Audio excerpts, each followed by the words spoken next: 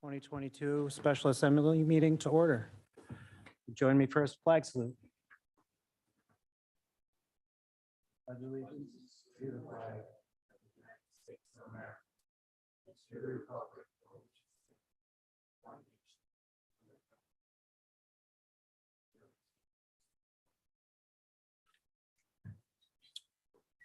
The Assembly of the City and Borough of Sitka would like to respectfully acknowledge the traditional first people of Sitka.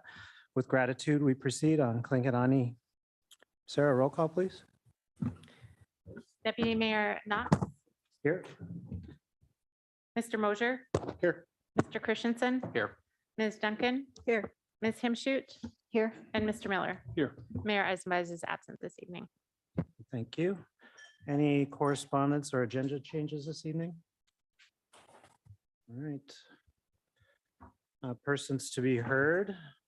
Or not persons to be heard for public participation on any item off tonight's agenda, not to exceed 3 minutes. Is there any public comment for items off the agenda? And if so, please come up and state your name.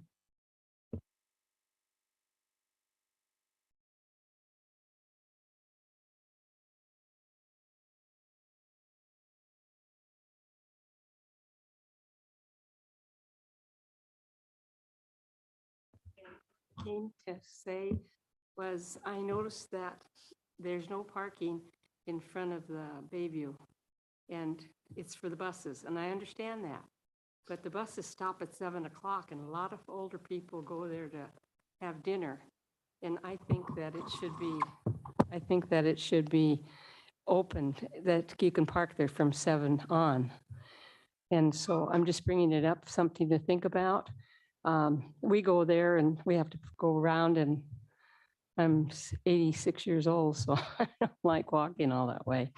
So I just wanted to bring that up and keep you informed about it and see what you can do about it. Thank you. Thank you.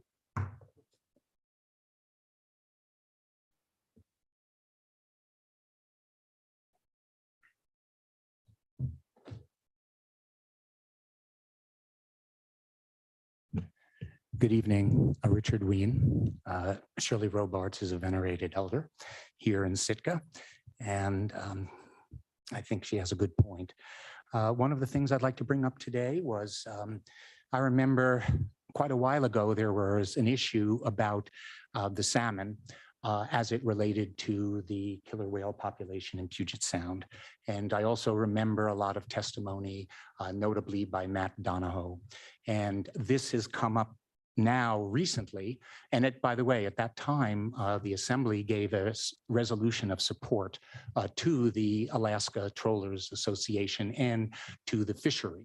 What I'd like to see happen is that a new resolution be promulgated by this Assembly for support of the Southeast salmon fishery. And that really should be done because the judge's ruling in this matter was completely not clear. But what is clear is, I'll say, or should be clear, is our support of the Southeast salmon industry. So please put together a resolution, and I think that would be a wonderful thing. And a shout out to Matt Donahoe for his literally years worth of work for this. The other aspect I'd like to bring up is congratulations for getting that seawall grant. I think that, believe it or not, 3 times is a charm. It means that in granting, you can keep trying and it'll work out. That's $7.8 million. However, there is always a catch to these things, and that it is a 20% kick-in by the city. And the cost of the project is 9.8 million. My guess is it'll end up being more, but 20% represents almost $2 million. And in any of these things, it behooves the city to tell the citizens where they're going to get that money. It could be a very simple answer, but it also could be very complex. And I think that we're spending lots of money these days And I do believe that this is part of the transparency that needs to happen. But again, congratulations to staff for this. But where is that 20% going to come from? One small issue is that in the Atlantic, there was an article which, well, we'll hold off on that. And I see the time is ticking. So thank you everyone for coming on this day. And I'm absolutely shocked that there's such an incredible crowd. So it must be an important issue. So thank you. Thank you. Any other persons to be heard on items off of tonight's agenda? Okay. Moving on to unfinished business, item A. I move to approve ordinance 2022-19 on second and final reading, making supplemental appropriations for fiscal year 2023, Bletchley Middle School heat pumps. Second. And John, would you like to review this item a bit first? I don't have any further review other than what we talked about at last meeting, but I'll just do a very quick summary. Is this as an appropriation to cover the cost of I will say a massive heat pump failure at Bletchley, and we added this into the special meeting for tonight to kind of speed the timeline up a bit. If this vote passes tonight, then that'll help us get the appropriation out sooner, and we can start getting contractors here sooner, so we can get heating in the schools before it starts getting cold. But I have staff here available to address the issue if you need to call them up for any questions. Thank you. Do we have any public comment to the motion? Come forward and state your name for the record, please.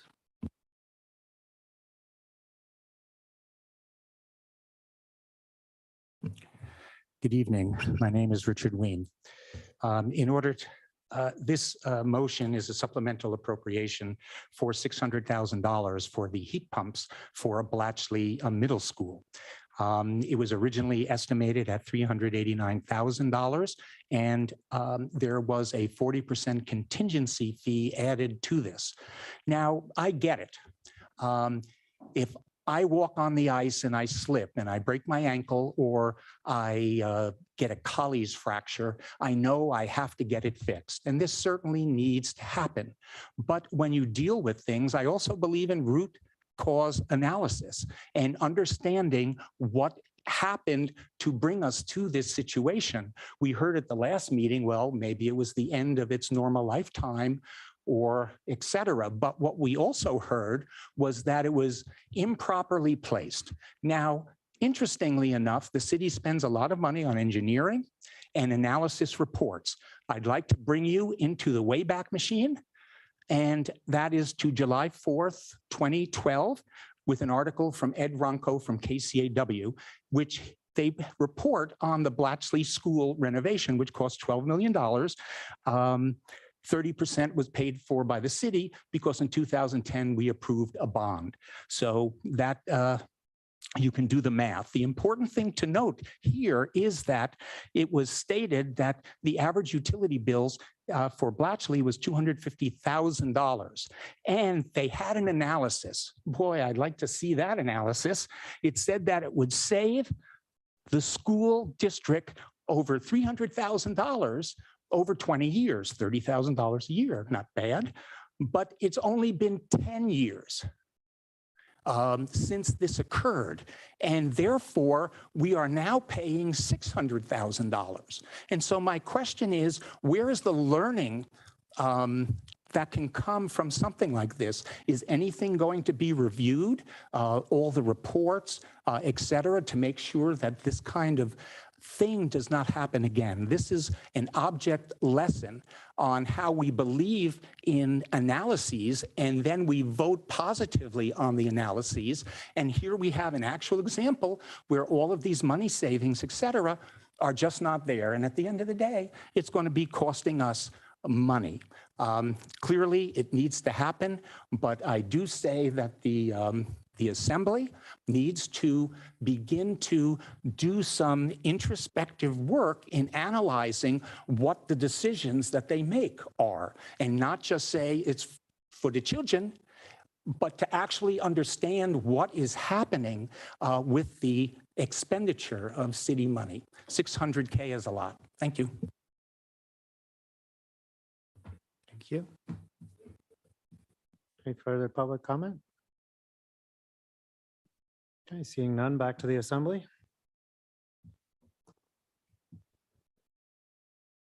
Kevin? I don't really want to talk much about it. I think it's absolutely needed and crucial. We need to get the school warm.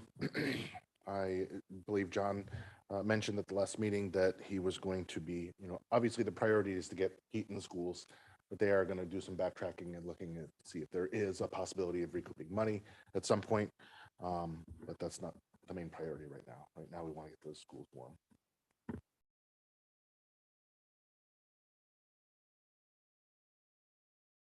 Their deliberation, okay. I think for myself, I agree with Kevin. I'd also say that this and some of the other issues that are coming up really should kick off a real serious discussion between the assembly and the school board and the community to look at how we fund our schools here into the future. The infrastructure is quite aging and is going to need replacements or repairs. And we're going to see compounding on a lot of this stuff. So looking at ways to create infrastructure funding for the schools and just in general, given our increase in tourism and how our sales tax revenues will likely come out at least this year and maybe into next year, we'll have to see. But some real serious discussions about extending the life of the seasonal sales tax and then maybe bringing back some of the excess into savings for our community in other ways.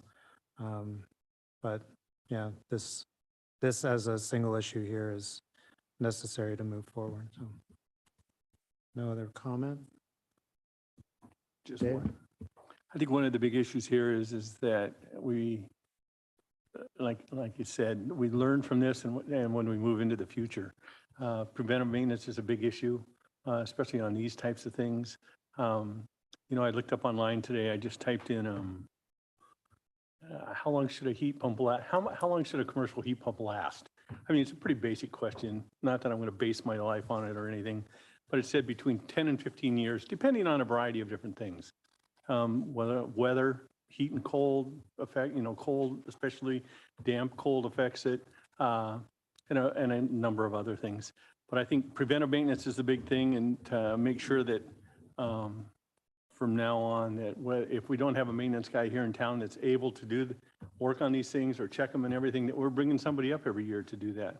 I mean, I know at the fire department, we have certain pieces of equipment that every year or every 2 years, we have to bring somebody in to be able to work on them, to just do a preventive maintenance on them. And maybe that's what it needs. I don't know what's been done in the past, but that's what we need to make sure that happens in the future. And I think with John's asset program, I hate to promote that because he promotes it so well and so often. I think that's going to happen a lot too. So I hope that's a good thing. That's all I have. Thanks. Thank you. Sarah, roll call, please. Yeah, on the motion to approve ordinance 2022-19 on second and final reading, Mr. Miller, Yes. Ms. Himshoot, Yes.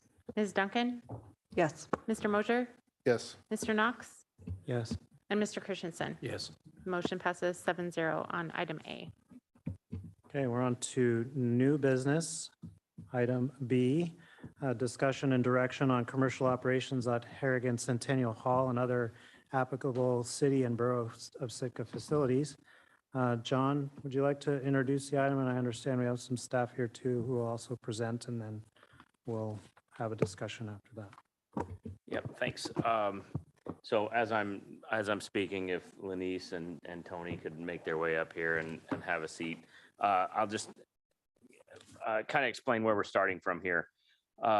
So tonight's item is a discussion direction on commercial operations and permitting that staff has worked with a consultant on to kind of figure out what we're going to do. We've seen this increase in tourism this year, and we are far from covering our expenses. And I kind of said it half jokingly when I came in, if you want to see why we need to cover our expenses, I encourage any of you to go look in the bathrooms right now, and you'll see a perfect example of why we need some funding to just at least keep things operating here. But I'm going to back up a bit and explain that in our code and charter, the city and borough of Sitka is supposed to provide three things. You've heard me say this before: public education, public infrastructure, and public safety.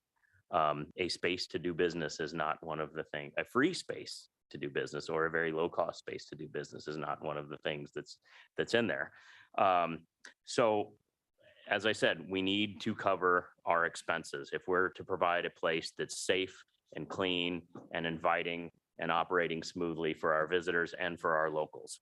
We have Lanice here, who we've hired with the tourism money earlier on in the season to help develop a process, and she has a lot of experience doing this all over the state of Alaska, and I'm sure she'll explain that here soon. And I think that she's built a very good system. What I've learned through this process is that we're pretty much the last community to do this, to address tourism and the costs associated with tourism. So I'd like to thank Lanice for her help in that, and I'd like to thank Tony for tackling this as well. And I know people don't like to hear what other communities do. We're Sitka, we don't care what other communities do, but that is important. When we talk about vendor spaces out here or vendor spaces in the back or people operating shuttles out front, I'm going to throw out this one number, and it might be kind of shocking, but it's true. A vendor space in the center of town offered by the city and borough of Juneau is a sealed bid process. Minimum bid to get one of those spaces is $30,000. We charge $400 for 1 year. So I want to give a couple examples, and I'm not going to. This is not meant to foreshadow on any specific operator at all. But you'll see in the packet here, we've got some permits for vehicles showing up here and operating out front. We've got tour operators, vendors out front. I want to talk about large vehicles showing up. Proposed in this permit is $1,000 per large vehicle per year.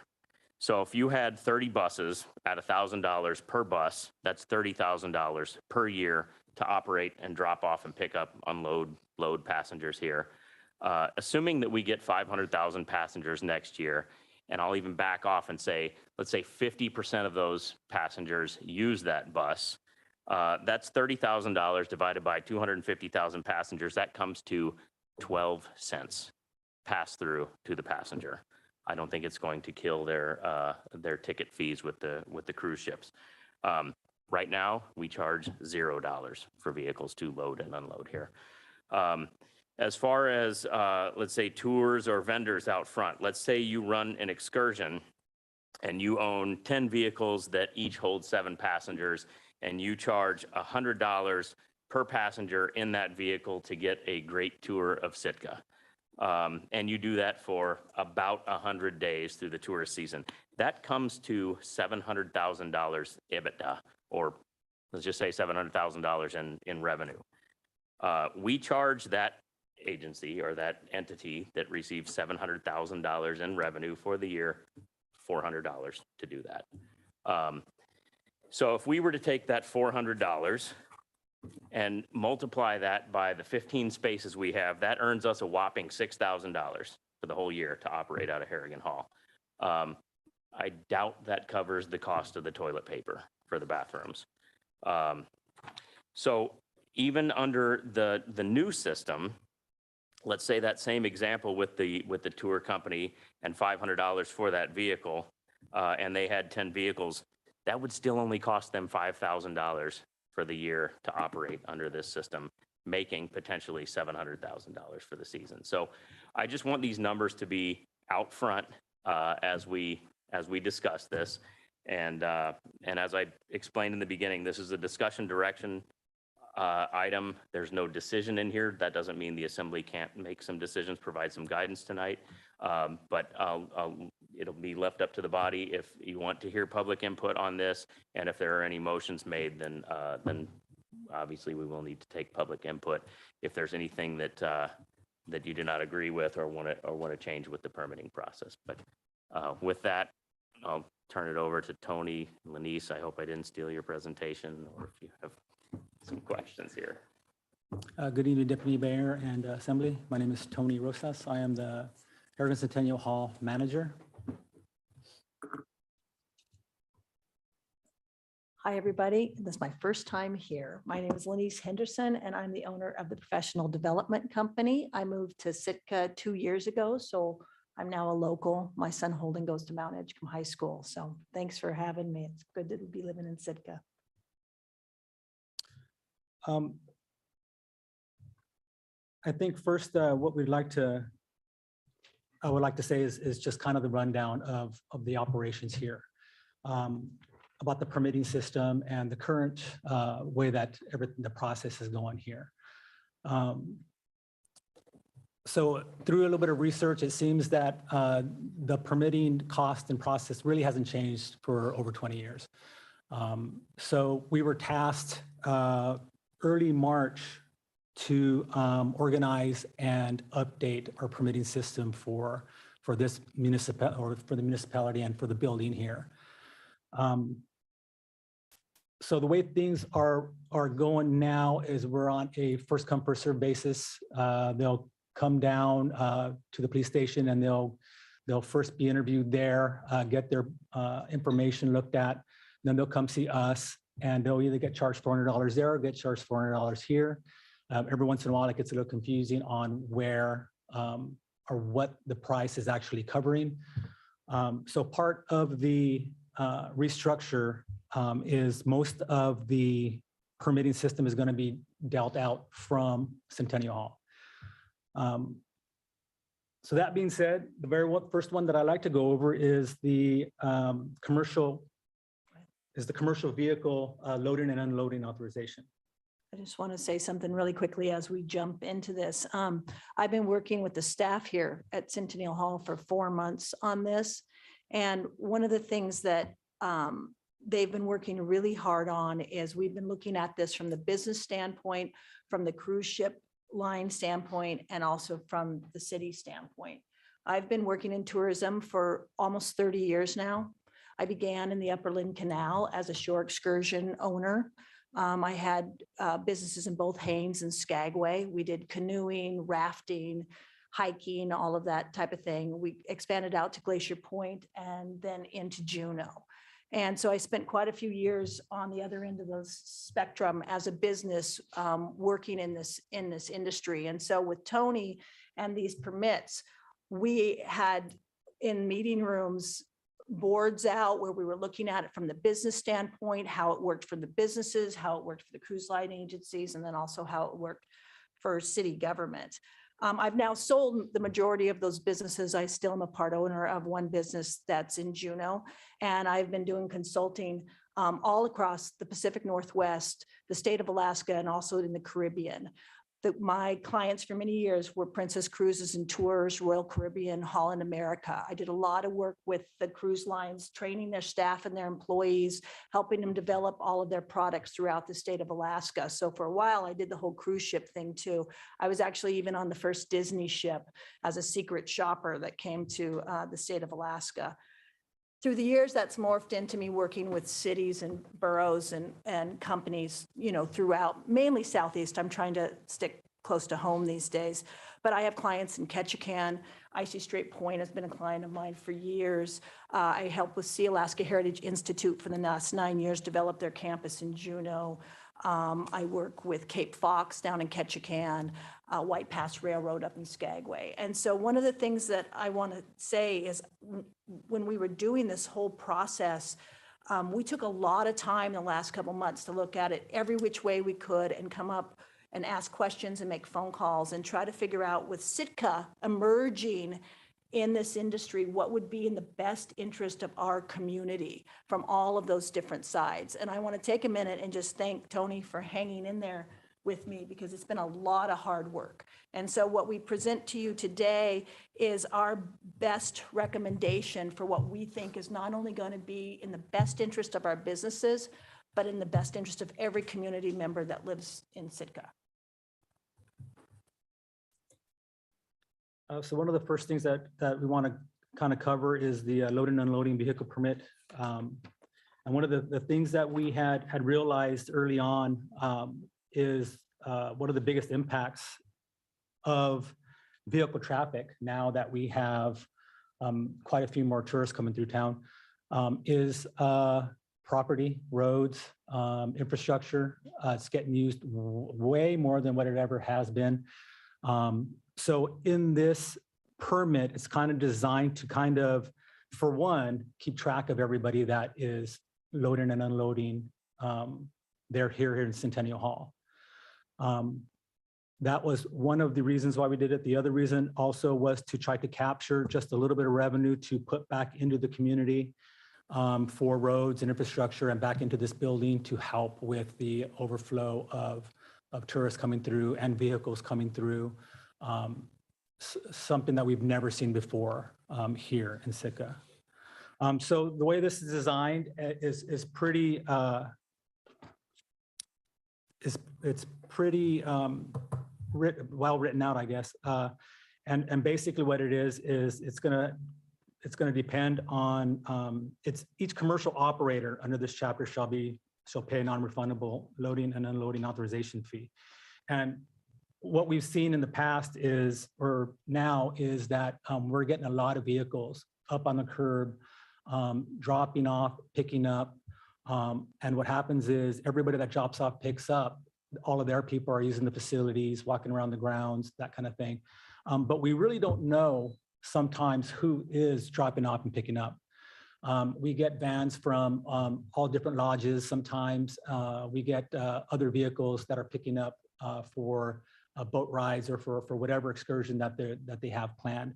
So we want to implement a permit that has a kind of a sticker so that when anybody that is dropping off, picking up would, after the fee is retained, then they'll get a sticker and we can put it in the left or right hand side of the window so that we have an idea of who's coming and who's going. And whether they are contributing to the community with the fees that are here. This is your emerging product. It's possible to do business with just a loading and unloading permit via having a website, having a phone app, all of the technology that's out there today. You can do all of your sales online, out on the web, and just load and unload in the Centennial Hall area. We aren't capturing that as a product at all right now. And this is your biggest growth product. This is at the beginning of its life cycle. And that's why you're seeing all the vehicles around and all of the need for space.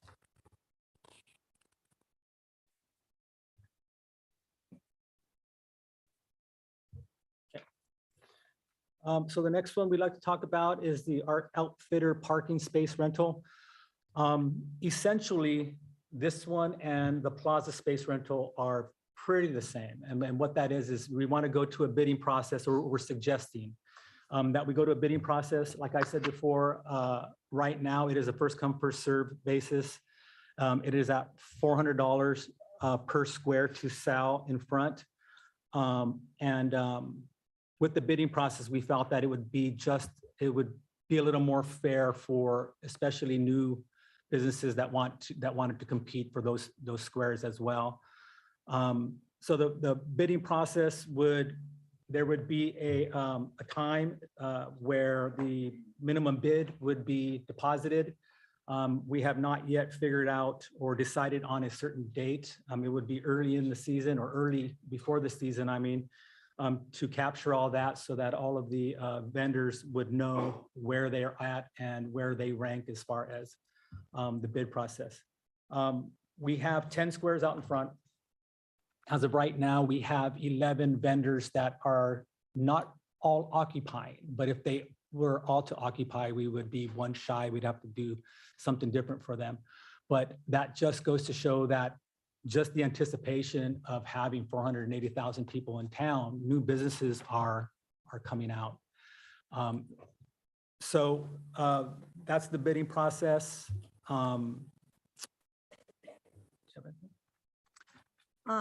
With the plaza space permits, with the 10 spaces, you might say, why 10? Is it a random number? That's based on having them in the front of the building where they prefer to be, and having it look aesthetically, not only pleasing from the road, and also to give enough queuing as people are getting on and off the coaches right in front. As people stop and wait and sell and there's business that's happening right there, it gets pretty congested. And 10 is the maximum we feel like we can do and have it still work and look appealing and not just be, too tight out there from a safety standpoint. Being that close to the curb is, always a safety consideration.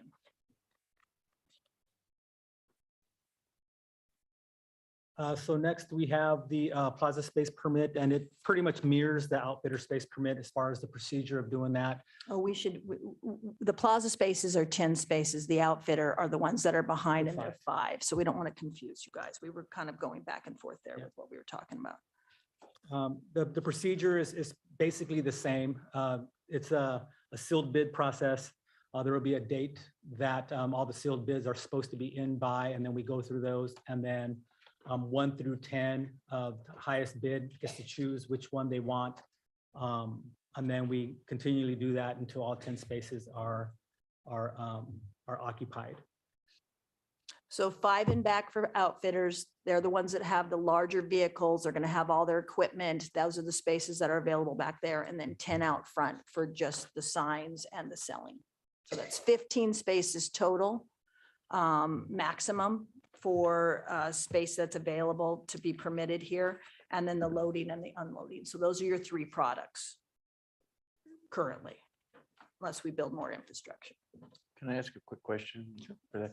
Do you envision that there has to be 10 separate companies bidding on it, or could one company bid on 2 spaces? As of right now, the way it's designed, and I think it's fair that we only give 1 away. Yeah, right now it's only 1 per company. If you don't mind, I'd like to add to that as well. And I'm hoping this is an open discussion too. I Yeah. apologize for jumping in.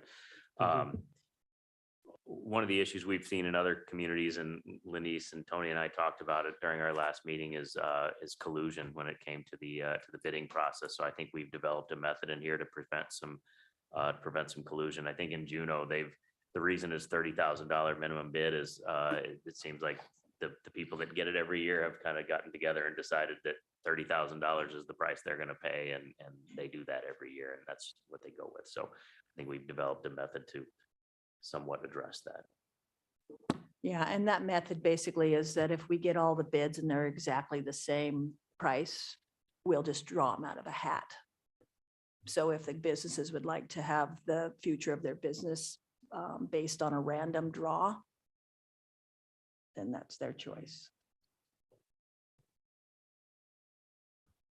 I might recommend that you make that roughly the same.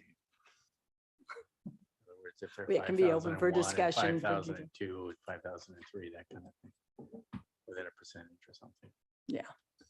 One thing I want to, let me back up just a little bit. For the outfitter spaces, there's 5 in the back. We haven't had 5 individual vendors that have permits back there. So it is written in that just back there, not in front, but if we have any extra spaces, then those extra spaces can be bid on again. Okay, so a question that came up for me in a bid process is what's the time frame on, is it an annual bid that we're talking about, or is it? So I think on at this point, that's what we've been discussing. We can make the parameters, whatever the administration feels is So good. what but other annual- communities use an annual bid process then too? It's a 3-month bid. For 3 year? Yeah, right now, let me look at my notes really quick, sorry. I guess the concern is on the chance that you have, every year you have 10 spaces and you have 12 or 14, whatever, you have more bids than you have spaces. Then, somebody's being left out of a space. How does a business plan for that? If you're on an annual basis, it's really hard to probably do business. Because you don't know what your competition is going to do. And if somebody wants to muscle somebody out, that starts to get, I could feel really crazy at some point. Yeah, it is very competitive. And that's why I would suggest with any business that I was consulting with, that they have a website and a phone app also to complement this. But right now, Juneau's process is a 3-year renewable waterfront permit. Skagway has everything sold in one building off the dock. They don't have individual spaces for people, and it's done by M&M, and it's rented and they take a percentage. And then in Ketchikan, they do a lease by month bid where they have them bid for a monthly lease amount, and it happens every year. So each community is slightly different. So we would just have to decide what works best. Right now, we're working on an annual, just every year. We would do that, but that's certainly, it's all suggestions. So it's certainly, And we could hire an auctioneer and do it up front, which would. sorry, my thing turned off.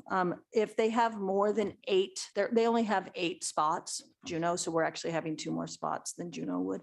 And if they have more than 8 people that put in bids, and they're more than 8 they're received, they actually do an outcry auction in public right in front of everybody.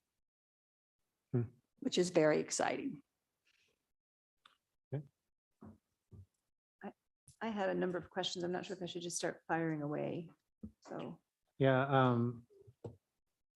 I think as we go, we can throw some out there, but I think at some point, I would like the body to discuss the potential of opening up for public comment and then continuing our discussion after that, or having our discussion and then opening up to public comment.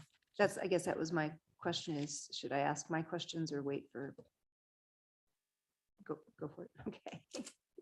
I had the same question about how do you operate if you only find out in January that you have or don't have the space, or you find out in March with a season that begins in April or May. And so I really like the idea of a 3-year, or I had put 5 years in my notes. So that's something I would like to either discuss here or have looked at. This is a change for our operators, and I want to make that as palatable and navigable for them as we can. Another question I have, I might need Brian's input on. My concern is as we,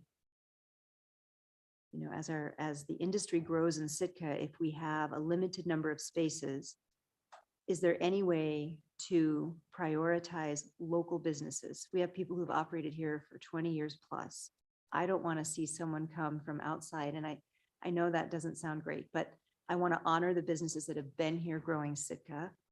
And I'm afraid if we have like a closed bid and some outside entity like a cruise ship comes in and outbids all of our local operators, they're just belly up. Like that's a concern I have. And so, but I don't know if it would even be legal to give a priority to local. Some red flags go up. I'd have to look into that. I'm under opinion. So. And so Juneau's had their process for some time, right? And that the same thing has come up for them too. And you have to run, I was just gonna say, run it through legal. We can develop it however we would like. And as long as it makes it, through legal, I mean, we're in charge. We can choose the amount of years, we can choose all of that, as long as it gets through legal. Okay, yeah. And so, yeah, if we can do it legally, I don't want to shut people out from operating businesses in Sitka, but I do want to honor the people who've been here. So that's something we could discuss further once we know for sure if it's legal. Yeah, so Go ahead, Tony. Sorry. Oh, I'm worried about this transition. Once we have things in place and this becomes how we operate, everything will get smoothed out, but I want to make sure that our businesses that we have right now are taken care of as much as we can in this process, so. Well, and remember, right now, we haven't really talked about any limits at all on loading and unloading. That may come in the future. That might be necessary in the future because we don't have unlimited space. Right. But right now, the loading and unloading, we have not talked about limits. So one of the things I wanted to say was that while putting together these permits and the research that we did, we went through pretty much all of the other municipalities. One of the things that we felt like we probably should put in there was number 3, and every permit has this, and it's in accordance with, and this refers to Sitka General Code 6.19. It hasn't been updated yet. We wanted direction before we dug into the 6.19 part of it. But it says, in accordance with 6.19, the company must designate this individual by physical address, mailing address, and phone number in Sitka upon whom the services and notices of legal proceedings may be made. There was another piece to that as well. I thought at the time that it was too constricting, and that was that the business itself had to be from the area of where it was operating from. Chose not to put that in there. I thought it was just a little too restricting, but we could always take another look at I that. don't know if I support that exactly, but a remedy like that, I'm interested in learning Yeah. about. So can I go on with my, Can I ask Brian a question real quick? That's okay. So if we gave kind of like they do for the native preference on federal jobs where they get a 5%, bonus when they're bidding, since Sitka businesses pay taxes and help support with their taxes and things, this building and others, couldn't we with a straight face do something like that? And would that pass muster, do you think? So in other words, if a business A from Seattle bids $5,000 and business B from Sitka bids $5,000, business B, because they get that 5% bump, would really be a 5,500 bid. I understand that.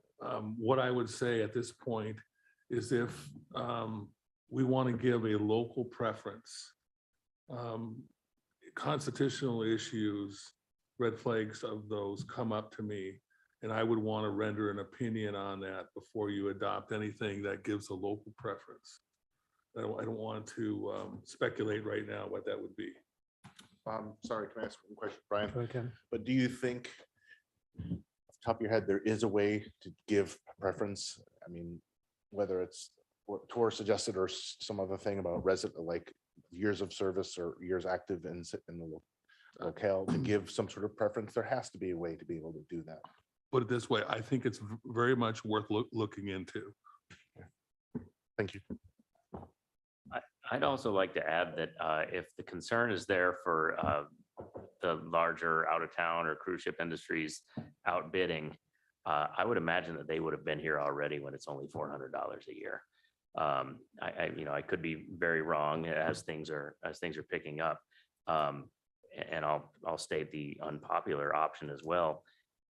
We don't have an obligation to open up any spaces out there. We could choose to not provide anything at all, but I don't think that makes sense for Sitka. This is going to be a town center. This is where people are going to meet. And even if businesses move online, tourists are still going to come here, and I think we need to at least cover our expenses to keep this building in a good shape and serve our local citizens too.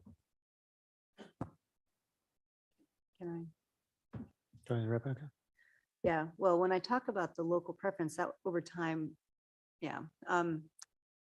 Maybe they're not here right now, but we don't know what's coming down the road. And I don't want to be the assembly that didn't think about it. So another phrase that I saw in here somewhere, not exactly sure where I saw it, was commercial operators, parking spaces for commercial operators. And it was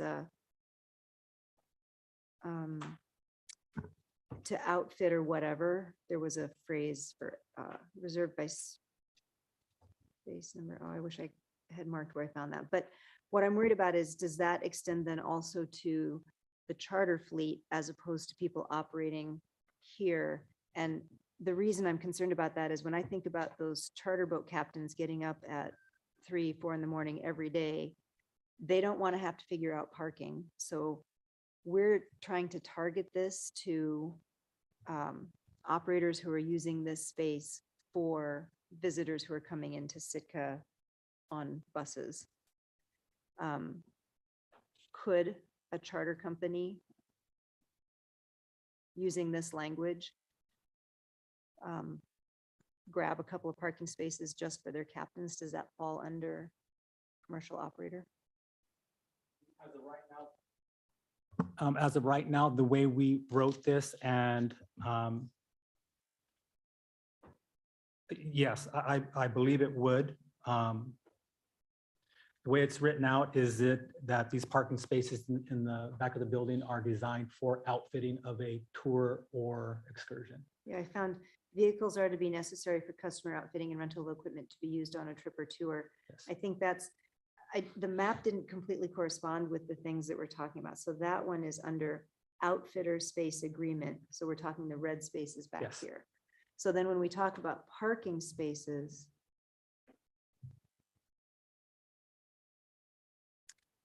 those are the white spaces on the map, Where are you? independent sales pickup. What page are you on? And Yeah, but Oh, I'm all over the place here. I think the white spaces are the So it's small tour number- companies that you're yeah. thinking of.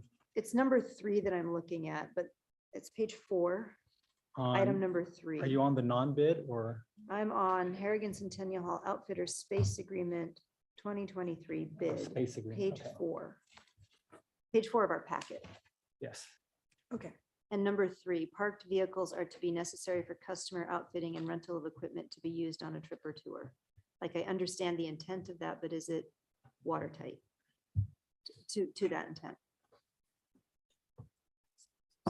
That's for parked vehicles back here. It's not talking about park spaces out in the Crescent Harbor parking lot. Yeah, the 5 spaces that are back here, people have buses or trucks or Okay, so those trailers. are or- the yeah. red lines on the map. Got it. Okay. And then, So to answer some of it is you don't have to have a tour that you're selling out front to be able to use one of those. and then can the spaces be subleased? If somebody bids and they win the bid and they have a space and they decide not to, or they're gone for a week, can they? Or is that even a crazy thought that someone would want to do that? Well, I mean, you never know, right? We hadn't really addressed that. I think that's something we can certainly address and decide whether we think it's a good idea. My brain would be that the outfitter that has basically leased the space needs to be operating in the space. It gets really confusing as far as, for example, getting 2022 season off this year, we had an owners meeting and then we also had a drivers meeting. And we have a lot of code of conduct things that we go over, and there's a lot of different customer service and communication rules and that type of thing. And the problem with subleasing is that visitor that's in there may have not gone through any of that training. And that can really impact the experience on the campus. I see the threat of that, so Yeah. maybe, I don't know if we would need to add language or if it's assumed. Yeah, thank you. Yeah, we'll make sure we address that. And then where do our kid vendors go? Good question. Yeah, I love seeing Um, them. We actually, in the very beginning, were considering putting a hold on kid vending this year because we didn't know what the campus was going to look like. We didn't know with the influx of people, how it was going to be out there. Decided not to put a hold on that. We decided to go ahead and issue permits for the youth. And so as of right now, we're just kind of putting them not close to the vendors, but in areas where they can still operate. Okay. And then my last question, the 3x4 sign feels like a big sign, but you must have looked at the space available and how spaced out those signs would be, and you're allowing the biggest sign that would work aesthetically and with the space. And I mean, I'm gonna trust you, but it just seemed like a really big size. Yes. Okay. It fits. And if I could just add, Tony, I know that you guys have had to scramble this year to make it all work. So to add, figuring all of this out in the middle of it, I appreciate that because I hope we're getting this done in a way that's timely for the businesses that will need to operate under this. So I know it was probably on top of a whole lot of stuff you've had going on. So thank you for that. Thank you. This is one of the reasons why we wanted to try to get this out here as soon as we could, so that if we needed to. I fix appreciate things, it. we Thanks. could. Yeah, that was a main consideration. We understand that from the business standpoint that they need to know as early as possible. And so we're doing this now while it's fresh in everybody's mind. And I would even go as far to recommend that the process be as early as possible so that those businesses can plan that for the following year. I think we're waiting till March is way too long, even February or January. I mean, everything is getting pushed back with the cruise ships. They want information in the fall. Sometimes they want it in the middle of the summer. So we'll take a look at what the friendliest month is for our businesses and we'll put it together for that month. But I would suspect it's going to be best for them to know this before the holiday season.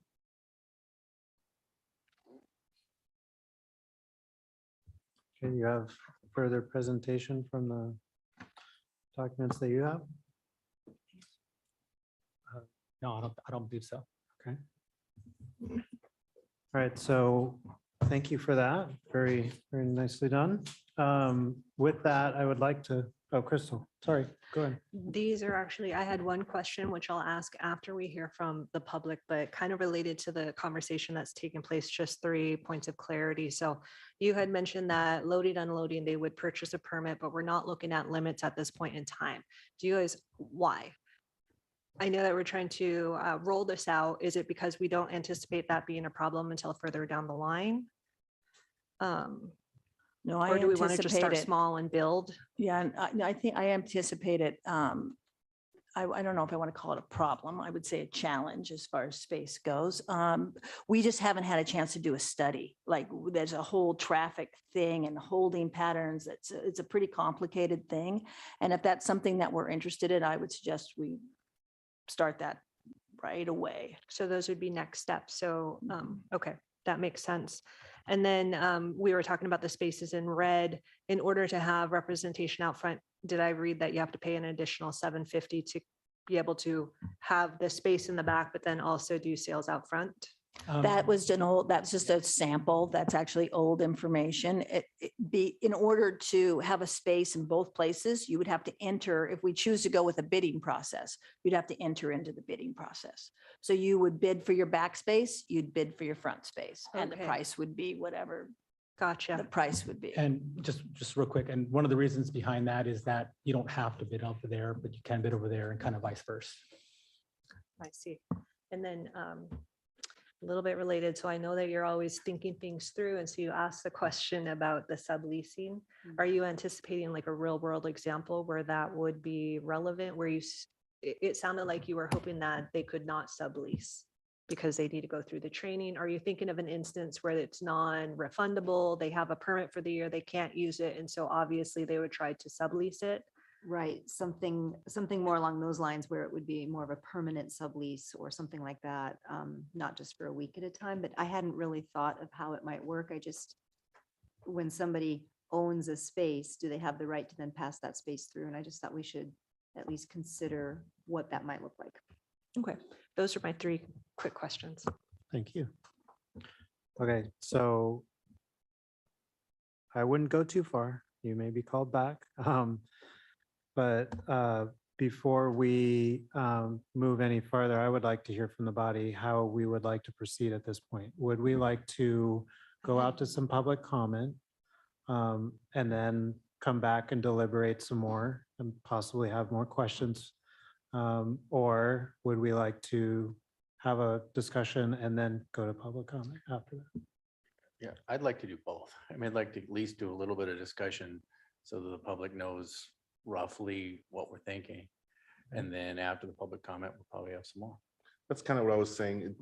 Better just to let people know what we're thinking and then hear the comments and then, talk again. Okay, Could I ask one more question though? sure. So the idea of selling your tours online, if that, I had been thinking that you have to have a space out there and a space back there. So if you're doing something back here, you're selling the thing you're doing back here up front. But if you've done all that online and the visitor just has to find you, we don't have a mechanism to have any kind of wayfinding or like, they'll say online, okay, you've got your ticket, find us behind Centennial Hall. And that visitor has to navigate to Centennial Hall and find what behind is, like, is it the water side or, so we don't have any sort of way for somebody who's leased a space back here to indicate where they are out here. Is that right? We, through Visit Sitka, Visit Sitka developed barrier covers and flags. And among those signage, there's one that says tourism excursions. We haven't had an opportunity. We just got these maybe a couple days ago. Okay. We haven't had the opportunity to add them all out there yet, but there are some that say tourism excursions, and then we're going to be placing them strategically to identify some of the operations in the back. And would those businesses who are leasing back here be allowed to have a human being with a sign, like at the airport, when somebody's picking you up and they have your name on a sign, would that be allowed? Yes, it is allowed. And one of the things that it's through the process and is that they're only allowed to advertise from one spot. So if they want to advertise from the back, they're more than welcome to, but they will not get a spot up front, kind of the other way around as well.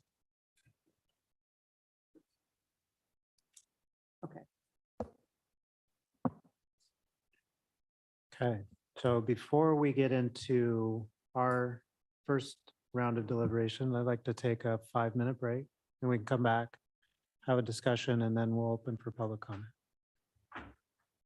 So how about back in 5 minutes? Kevin.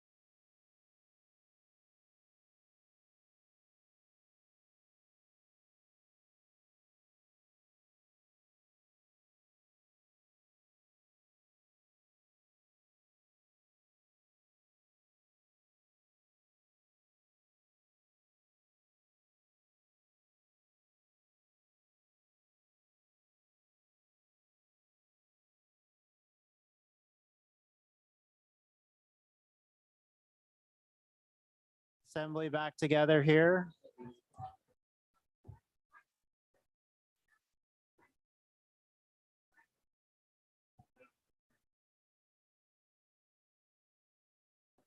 Okay. Folks in the back.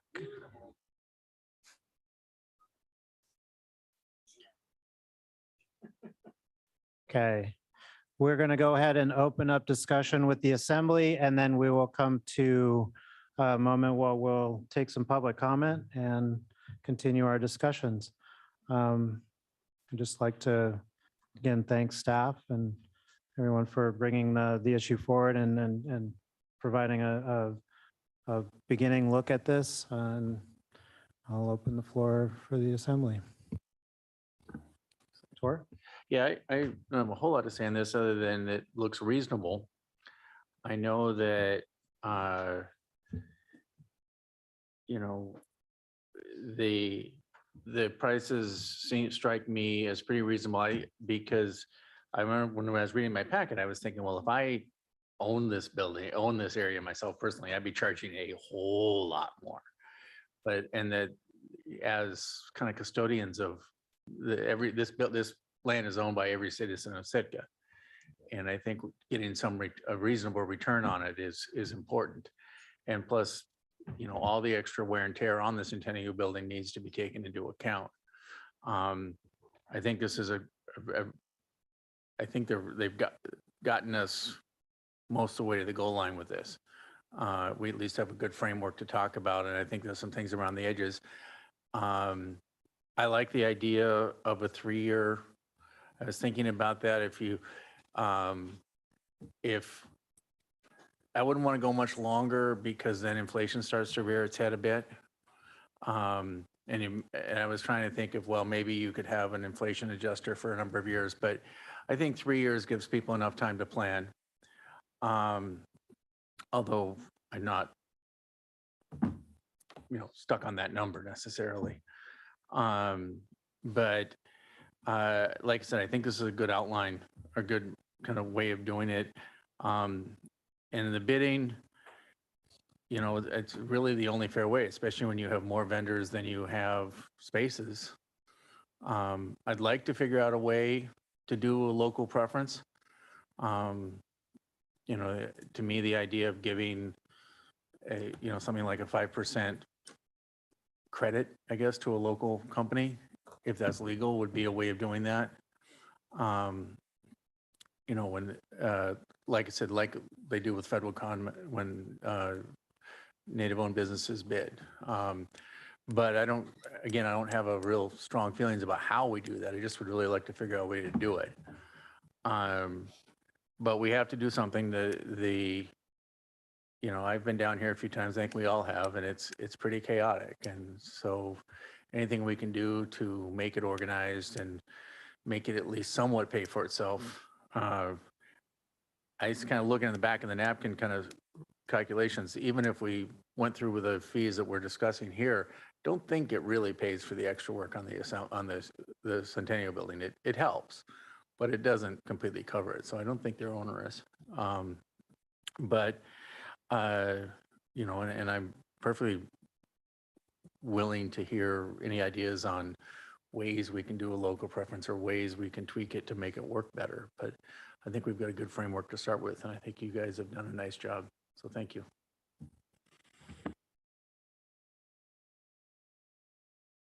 Kevin? I just kind of did what Tor said. I do like the idea of 3 years for a permit. Now that I've had more time to think about this, annual, it's, you know, you put your money into an investment into equipment and such, and you want to know that you're at least going to have a couple of years to kind of work with that. I'd be comfortable with 3 years. I do agree that a bids as early as possible would be better, preferably in the fall. And then, yeah, absolutely. I would, if it's legal, if we can find some way to get protection for locals and even protecting from workarounds from someone registering a PO box or something, you know, maybe, yeah, like years of prior history. I don't know, but it would be really great to do that. The fees look good. I've kind of been going back and forth on the minimum bid between 5,000 and maybe changing it to 2,500, half that, and for maybe a smaller business that might be trying to start out, might not be able to scrap together 5K, but I don't know. I'm flexible on that. It's just a thought, but I'm kind of going back and forth. But overall, I think it's great. It's not that we want to support local businesses, absolutely, but we also want to cover some of these costs for operating the building and the wear and tear, and to try to be fair going forward. In years past, I don't think this was necessary, but going forward, if things are going to be the way they are, we definitely need to have a fair plan going forward. The bid process, I think is, and what you've developed as well, as far as the, if everyone has the same bid and then drawing from a hat, I think that's a good protection for that too. So, and in general, I'm favorable of this.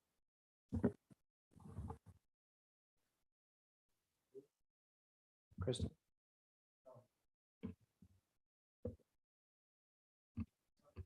Okay. She's deferring to you, Brian. Go ahead. I want to state the obvious, and I know maybe everyone's assumed this. I know Liness and Tony have always intended to go through this process, but we need to know that Chapter 6.19 does not authorize this as it currently reads. And Chapter 6.19 is going to have to be changed in order to what we call to be the enabling act for this process. So this the paperwork that they've done such a good job on and presented to you needs to be codified, at least enough of it, in order to authorize what goes on here. And then how much discretion is given to the manager or the administrator could be left up to the assembly. What details, because in addition to the permitting process, of course, there's also the enforcement and penalty process that needs to be reviewed and overhauled too, I think. And I'm saying I'm here to do that. That's my job, but that's going to need to be part of the process. Just wanted to state the obvious and make sure everyone understood that. Okay, Crystal. Since we have Tony up here, the first one I think is just a capacity question, and maybe it's getting too far into the weeds, but when you're talking about now we need a sticker to kind of identify loading and unloading, are you thinking that Harrigan Centennial Hall staff are going to be the ones that are out there? 1,000 seems like a lot for like a small business. And if nobody is actively tracking it, I don't think that they would. If nobody's tracking it, how do we know that people who are truly dropping off, loading and unloading got that permit? Yes, it's routinely during the course of the day, during the course of when ships are in. I'm usually always outside. I'll walk outside. I'll talk to the vendors. I'll walk down into the spaces and stuff, and we take a look. And one of the things that I'm really happy about the vendors and that we have is that everybody looks out for each other. Yes, it's going to give us an opportunity to better track who is actually at our curb. The stickers will be colors and there'll be numbers, and we'll be able to identify who is actually there. As of right now, like I was saying, half the time I'm not sure when a different vehicle shows up, who they are or what they're doing there. Obviously they're picking somebody up, but these are the vehicles that aren't part of the process. They're not part of the permitting. They're not part of our meetings. They're not part of anything. So it makes it hard for everybody else that is part of the process to operate when we're around people that really aren't part of it. And what I mean by part of it is the meetings and the permitting process and the do's and the don'ts and that kind of the etiquette part of being there. So that'll give us an opportunity to identify those people and kind of manage. Mm-hmm. So management would be a friendly reminder that there is a required permit and they should fill out the paperwork and apply for it. Yes. Right, because there's nothing built into here that says we're going to fine them if they're continuing to use it without having that. And you guys will kind of be the safeguards who can identify those and Yes. have those conversations. Okay. Yes. The 3-year lease, so I heard that we want to extend that from 1 to possibly 3. I don't know if I want to pull back and make it 2. And I guess I just want to open up the question for discussion about prohibiting new entrants. So we're giving a certain number of folks a 3-year term. I can see the positive related to that, but then are we also saying that the next time that you can start building your business and expect to be able to vie for a spot would be 3 years down the line? So I feel comfortable with both of those timelines. So I guess for me, I just center in the middle, thinking that trying to balance out those two kind of conflicting things. And then the last, and maybe you guys could speak to that. So you guys came up with the one, you looked at different municipalities and they have all over the place. Why were you settling on one? And do you have, is that still your recommendation, or what brought you guys to that number? Mainly, I think we just worked with one at this point because it seems like things are building and changing so quickly, and we're just sort of developing this, but we're certainly not stuck on that number. I think we can discuss all of the different numbers, and I agree with you. 3 years is a long time to wait. But remember also that if you want to start a new business, if I want to start Lanice's walking tour, I can do that from a phone app and also a website. It's not that I can't start my business. It's just that I may not be able to have a sales space here yet. Yeah. So it's not, it's a barrier to entry in being in the central greatest spot, but it's not a complete barrier to Gotcha. entry. Yeah. And I guess I need your help on this next question because it's semi-related to that, and it has to do with the break-even point right now. And to get a $400 permit, you do a day's worth of work, and you've covered that. 5,000 is going to be very substantial, and we heard figures at the beginning saying, well, if you make this much in a season, can you kind of take me through a small business that's trying to get going, not in the industry, not established, they don't have 10 buses, or they're not as viable as some of these long-term 20+ years?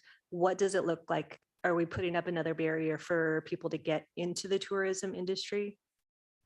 How did you Well- guys factor that as far as, I know you guys consider the break even, and you said this seems to be fair across the board, and we think that it's doable by both a small business or a large established business. Mhm. I just need to kind of put a little bit more teeth in understanding that. Yeah, well, let's think just for a second about the example I just gave of Lanice's walking tour. Lanice moves here and I decide to do a walking tour. And let's say at this point, I don't even own a van. I don't even own a vehicle. I'm just putting a website up, taking some great photos. I'm buying a business license. I'm buying a state business license. I'm doing all of that permitting. So we've got, a couple $100s in at that point. If I do want to buy a van or a vehicle with 1 to 7 passengers, and we were to go forward with what we've got right now, that would cost me $250 to have a loading or unloading permit here for the entire year. So far, I'm not even up to $500 and I'm ready to go, right?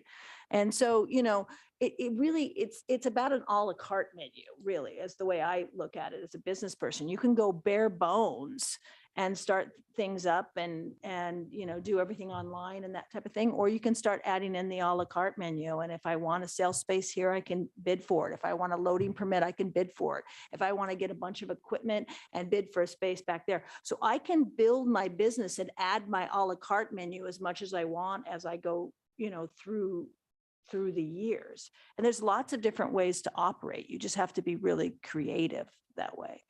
But right now, we're looking at state business license, local business license, $250 for my small van, and whether I want to bid for a sales space, insurance, those types of things. And that, Lanice's walking tour could get up and running without too much of an investment, really. Now, when you're going out to the Fortress of the Bear, going up to the Raptor Center, doing other things, and you need multiple vehicles or larger vehicles, or, the price goes up, but so does the revenue. Does that help, Crystal? Miss Duncan, sorry. Yeah.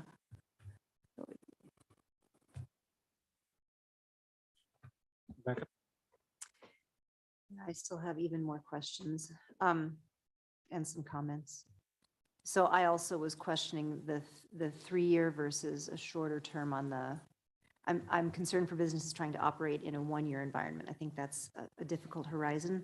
At the same time, what happens at the third-year mark? We still have that same, do I get to operate next year or not question. So is there a way to stagger in, like, we're in year 2 of a 3-year commitment and we run the bid, or something like that, to give people maximum warning, maximum time to maintain operations or build up or move on if they're not the successful bidder. And then I had a note here, the same as Crystal, about off years. And so I guess if you have a 3-year, if we went with 3 years and you've got a 3-year commitment and you decide not to operate in your 3rd year, we could open that to a new business at that point. But otherwise, there isn't an entry point for a new business, really. Like you said, they have to build up from something smaller. They can't just come in. So I'm a little concerned about that. I love the electric vehicle rebate in here. I think that's fantastic. We want to incentivize, the number one thing I'm hearing from people has to do with diesel buses. I hear a lot of things, but the buses have been a consistent major concern in the community. And so whatever we can do, we have a resolution to try to get the power line out there, to try to be able to have electric buses out at the dock. In the meantime, whatever we can do to incentivize that, I think is valuable. So it may not bring in the same amount of revenue, but it gives us a different value, which leads me to another thing that I've been thinking a lot about, and that is we can't just measure everything in dollars. And so that's why we are even discussing the local preference thing. Is if we're just measuring in dollars, it's easy. So then I was thinking, what are the other values we want to bring to this? And then it gets very complicated. When you do a bid and the highest bidder gets it, that's a simple process. When we start mixing in something for a local preference, but then are there other quality of life factors that we haven't considered in who are the businesses we want here? So for example, I worked on a large cruise ship, and it's a little bit of a tangent, but I didn't have the same working conditions and rights as a laborer on that ship that I would have if I were on shore. And so are there other things we want to be looking at? And then that brought me to the question of quality. We are tied together with the businesses who operate here. We should not be evaluating the quality of their operations. But if somebody's operating a tour on the water and they're unsafe, that reflects on us. So that's one of those intangibles. And I'm probably going too far into the weeds, but these are the things that I want to make sure we've thought of as many things as we can and get this as right as we can, because it's a big transition. So my last point is that we have businesses who've been operating a long time and paying into the tax base of Sitka here at this site. And we are instituting a change that I think is a justified and a necessary change as we grow. At the same time, I just want to make sure that we recognize that those businesses have been paying into our general fund for a long, long time. So I guess I'm just grateful to the businesses, but also wanting to make this transition as smooth as we can for them. And I've said that before, and I'll stop.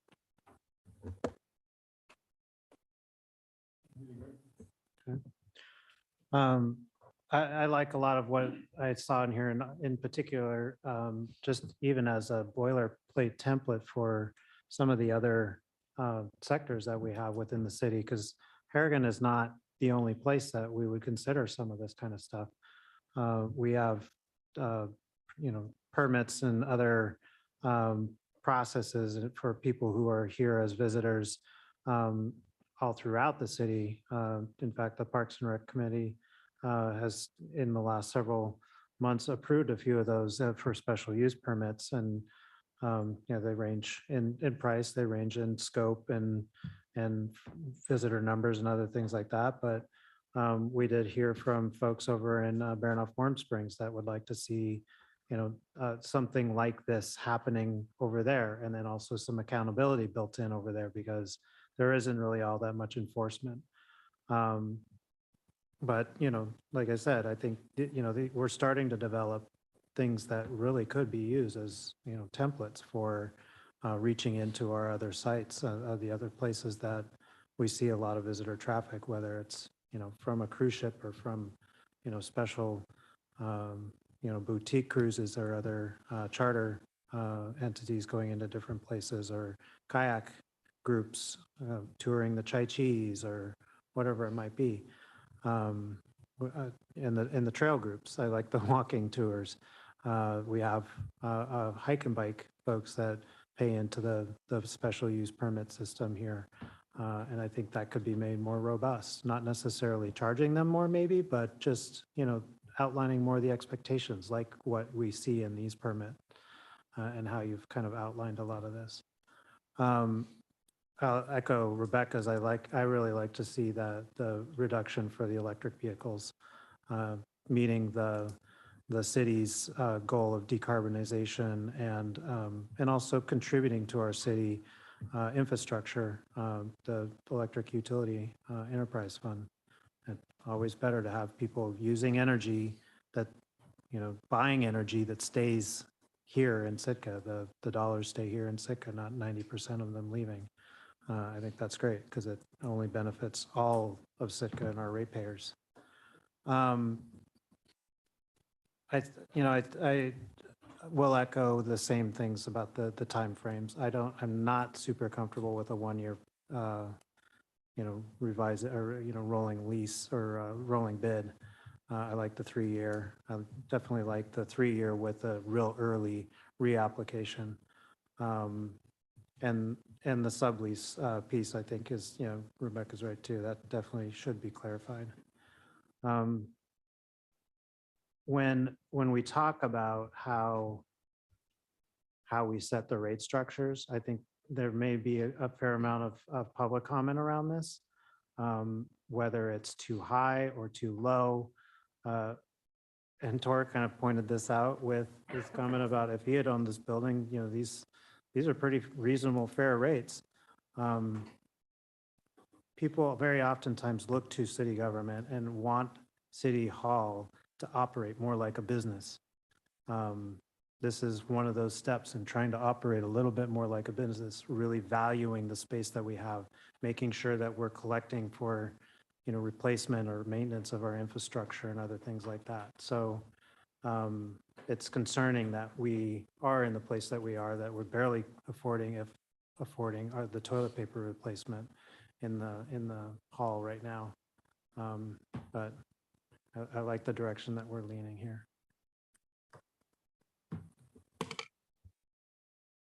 If we have nothing else, or Crystal? Really quick. So the way that it's outlined is the minimum bid is 5,000 and that's for 1 year. So what are we thinking if we extend this to 3 years? Is it 5,000 to cover 3 years? So it'd be 15,000 would be the minimum bid. I guess that's just related to the comment, and we don't obviously have that fleshed out right now, but I was just thinking about if we extend the time, we need to look at the minimum bid that's required. And then the subleasing, I think if we extend the time from 1 year beyond, I can see vendors needing to sublease in year 2 or 3 because something happened that wasn't anticipated and they're out $15,000. If I was a vendor, I would want to have the ability to sublease. So I think 1 year, I'm not as concerned. If we take it 2 or 3 years, I think that needs to be more fully fleshed out, and that's all I have. And I would suggest if we do more than 1 year, that it's an annual fee that's due, not upfront, Yeah, but each that's year. exactly what I was Yeah. going to say. It's per year. You pay every year. John? Yeah, these are all great comments. This is exactly what we needed. And that's why this is on the agenda as a discussion direction item and not the decision here for, a multitude of reasons. We have to get a feel for what the code change needs to be. We need to find out what the flavor is for a period of time.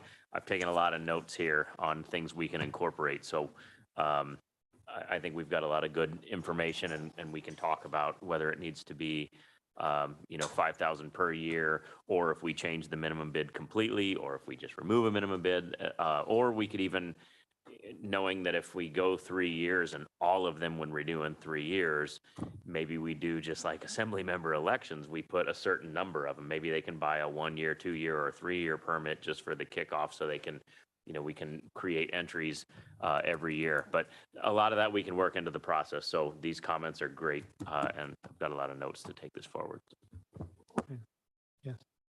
I just want to say one thing too. You can have a little bit of fun with it too, and you can save one space for a scholarship space and have an emerging entrepreneur and have a contest and have people, I mean, there's lots of things that you can do to promote new business and give people a chance. And so, I mean, I know we're all really serious here, but we get to create the community we want. So one space can be a grant or a scholarship space or something fun like that too. So I encourage everyone to, once we get through the meat of it, we can get creative also.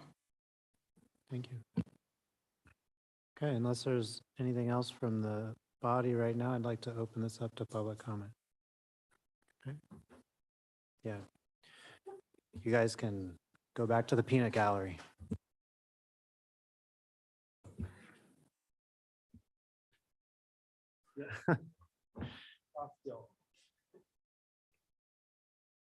We'll sweep up the floor later, so yeah. All right, any public comment? Come on up, state your name for the record, please.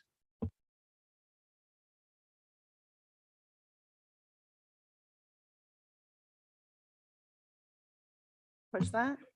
Hi, I'm Melissa Henriksen. I own and operate Baranoff Taxi and Tour and Baranoff Tours. I understand needing to raise the rates. It's completely acceptable, especially after this year. Bidding process seems a little hard for all of us. We're all getting along very well. All of the vendors, there's only 4 vendors that are down there. There's way too many people. And I think $5,000 is a big chunk for anybody trying to start in, and above $5,000 would be way too much for many of us. Also, bidding every year would be very difficult. I think maybe if we do upgrade it, I mean, $5,000 reasonable after this year per square, and let the vendors talk to each other and decide where we want to stand, because we all have our preferences and we're all pretty happy with how it's running this year.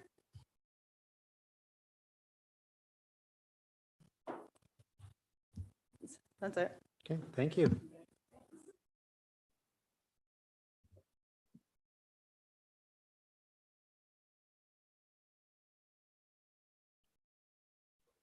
Welcome. You need to press the button in the middle of the, there you go. My name is Bruce Conine and I own and operate Sitka Wildlife Tours. Been doing it for 21 years and we started from nothing and slowly brought it up to 5 vehicles and a boat. That took 21 years. It was brutal. We went through an 8-year span during the last recession, and another one's coming. But the last one, I lived on $28,000 a year for 8 years. If you would have charged me $5,000 a year for a square, I would have folded for sure and got the hell out of there. So this idea of trying to promote business is a big zero. I mean, you're not promoting businesses. The reason you're out of toilet paper is we've got way too many people coming to our town, way past the capacity of the town, way past the capacity of the roads. And none of us like the smog from those buses that aren't necessarily maintained properly. We got airbags that are wrong and broken, and they have to rev the engines just to build up air pressure in them. Same vehicles for 2-3 years in a row. I have to have my vehicles maintained perfectly and inspected every year, but I have to listen to a bus ramp up at 5,000 RPMs in the parking lot or 10,000 to bring an airbag up. And I get to talk to 1,500 extra people every day that aren't anything to do with my tour, just because I'm so sorry for them coming to our town and having nothing to do because too many people were brought here. And it's just a really sad situation to see this happen. And it's getting harder and harder every year to deal with it. I stayed down here even though I was sold out, done for the day, just so that I could get people a pathway to Totem Park so they could save their family vacation when they came here. It's brutal. And I can only handle about 1,500 people a day before my ears are smoking and I got to get the hell out of here. So it's been brutal. First of all, I'd like to say we're not a product. And the 150,000 you talked about was literally without any expenses. Didn't cover the cost of my $150,000 van fleet. Didn't cover the cost of the Fortress of the Bears, the Raptor Center, the Totem Park, and the city taxes.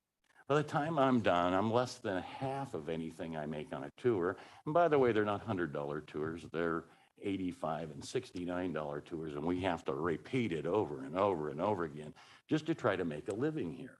It's been brutal. We look like we're millionaires out there, but we're not. This is my second fleet of vehicles I've had to do. My first ones I bought used, and we're 18 years old when I flipped them. I finally get new ones, finally get them paid off, and all of a sudden, everything goes up again and trashes us again. As this next economy's coming our way, we're all going to be suffering again, and it's going to be brutal to have to pay all these fees. So please consider charging the people that are coming extra here that we don't need for the toilet paper in the building that I'm not using. I'm only servicing about 100 people a day. I'm not doing 14,000 Okay, extra a sir. day. Just to be fair to everybody, we need to limit you to 3 minutes. Okay. Thank you. Just thought I'd give my piece. Thank you. Thank you.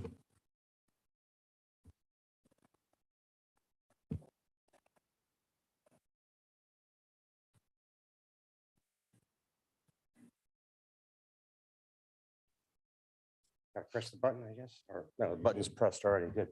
My name is Neil McDermott. I own and operate our Whale Song Expeditions here in Sitka.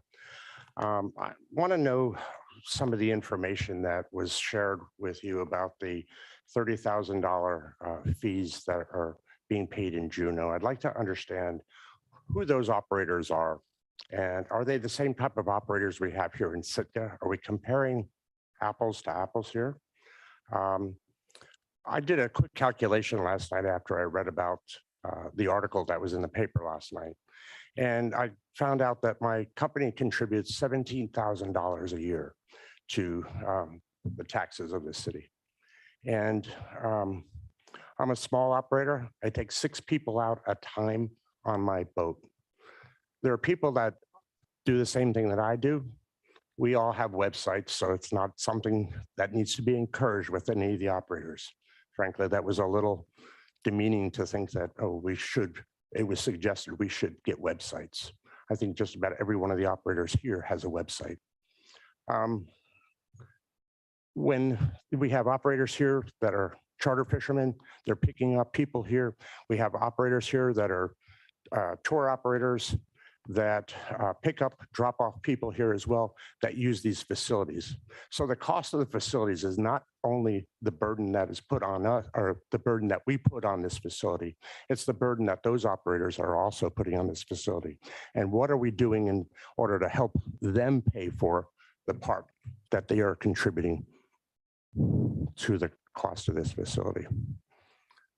I'm frankly appalled at $400 a year to $5,000 a year that nobody is even going, oh my God, that seems really ridiculously high. Thank you very much. Thank you.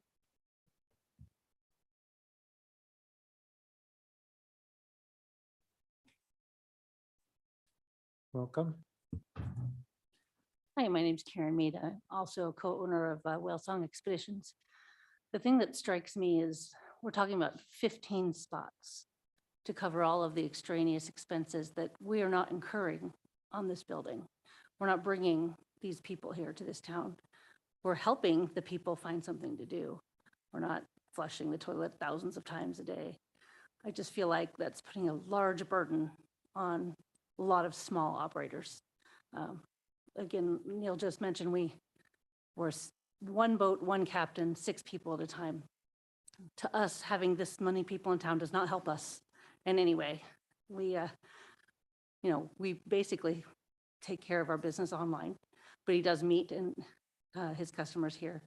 So it just feels like an awfully large burden on the small operators, 15 of us to cover all the extraneous expenses.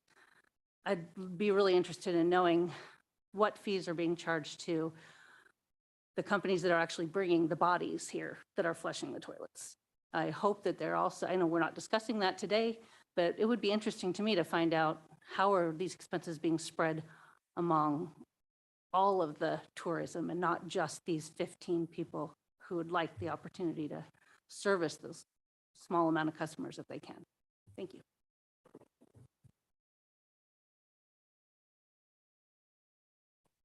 Dr. Weed.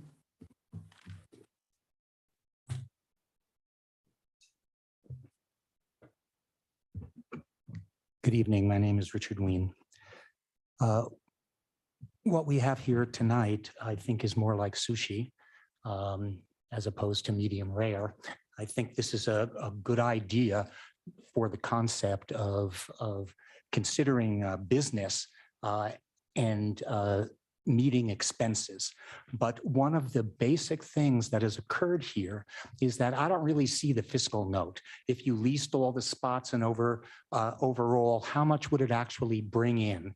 And what are you really doing to the expenses? I don't see any of that, and I never see any of that. $1,000 a bus, if you have May through September as the season, that's $6 a day per bus for $1,000. And that is nothing. The important thing is again, root cause analysis. The Centennial Hall is being utilized so much because we are at, I'll call it the mercy of, for example, the folks down the road. We are actually servicing their need, yet they are not really paying for it. And to me, there are several things that need to happen, and I won't have enough time, but I have 50 things. The important thing is you talk about Juneau and $30,000 a permit. Well, let's talk about a $5 a head fee that they have for each passenger. $5 times 500,000, that is 2.5 million. To me, that's a winner. We need to think more like a business and don't give pieces of the puzzle. We need to see the whole puzzle. I agree with Mr. Conine and everyone else who has spoken. We have definitely overdone the capacity here, and it makes absolutely no sense. I think all you're talking about is how it looks to Harrigan Centennial Hall, but you need to speak truly about what it's doing to the city and what we, again, I've said it before, what we want as the city. I think it was well said that the vendors here are giving the people something to do, and I think that's fine. But if we begin to distribute the amount of funding to the people who are actually causing the issues, I think that we can reduce the vendor costs and maybe have a more expanded concept of how we deliver these services. Again, what we're hearing tonight, I think, is great. It's a good conversation starter, but it's still sushi. I like sushi, but the key here is we need to charge the people who really need to be charged. The end of story. And we need to act like a business. It was said here, well, we're not going to make ends meet. I wouldn't want you as my manager. Thank you.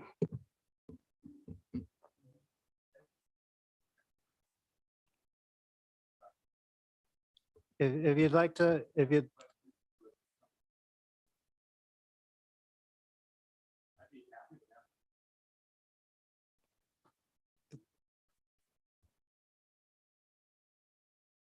Okay, if you'd like to. Okay, Can I call a Okay. point of order? yeah, Public comment is heard at the table. yeah, the public, the rest of the public can't hear you if you're speaking from the audience. And once we get through the rest of the public comment that may come out of the audience, we can ask for a second round if we find some need for that, but thank you.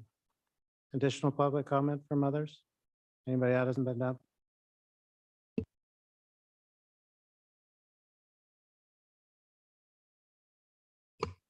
Hello, my name is Chris McGraw. I'm the manager of the Sitka Sound Cruise Terminal, the guy down the road.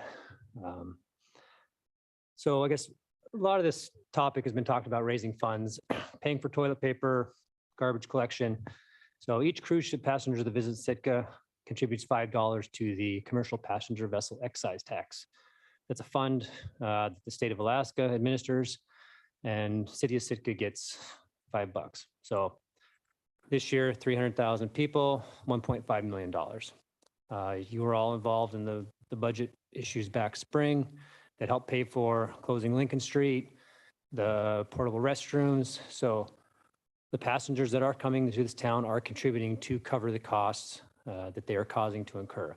And I believe that the toilet paper for this building is is help funded with some of those fees. So that's one thing I'd like to point out. Thanks. Thank you. Any further public comment?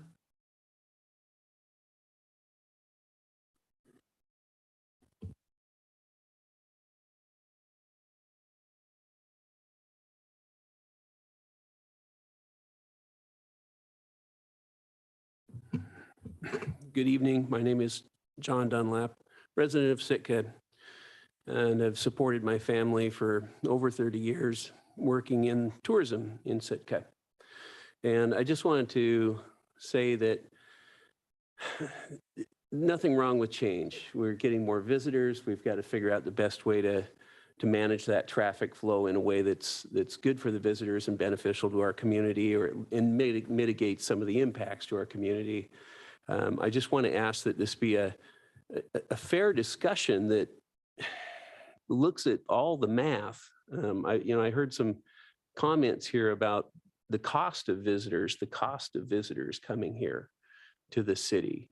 But you need to balance that against a view of, what's the positive economic impact of all those visitors coming, and those dollars that are coursing through our economy, paying for a lot more than rolls of toilet paper. And I hear some passionate comments from colleagues and competitors here, and I appreciate what they have to say. Twice now I've seen in writing a comment about tour operators that are making substantial profits. And I know that in 12 years as an owner operator of Sitka Sound Ocean Adventures, little kayak business, my wife and I only got by because we had second jobs. It was a great job. We got to do something with our kids here in Sitka. We got to help some of our other kids in Sitka go to college. But it's not a gravy train. I also just want to say thank you, Rebecca, for some thoughtful comments on trying to do this process without doing unintended harm to small business owners. And I'd also like to thank the campus manager, Tony, for having a difficult job, and just wanted to say thank you to Tony for managing a complicated situation here day in and day out, and being very fair, trying to represent Sitka well, treating operators with dignity, and making a good experience for our visitors. Thank you. Thank you. Further public comment?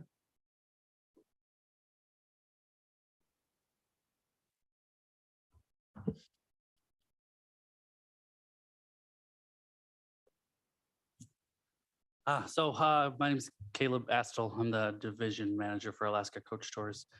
And I guess in some capacity, at least ending this year. I'm also kind of the face of the shuttle operation for coming from the dock. So I guess I just had a question. I don't really have a comment other than the operators that you're potentially harming are phenomenal people. I see them every day. They work phenomenally together. I've been around for 6 years now. This is my 6th season.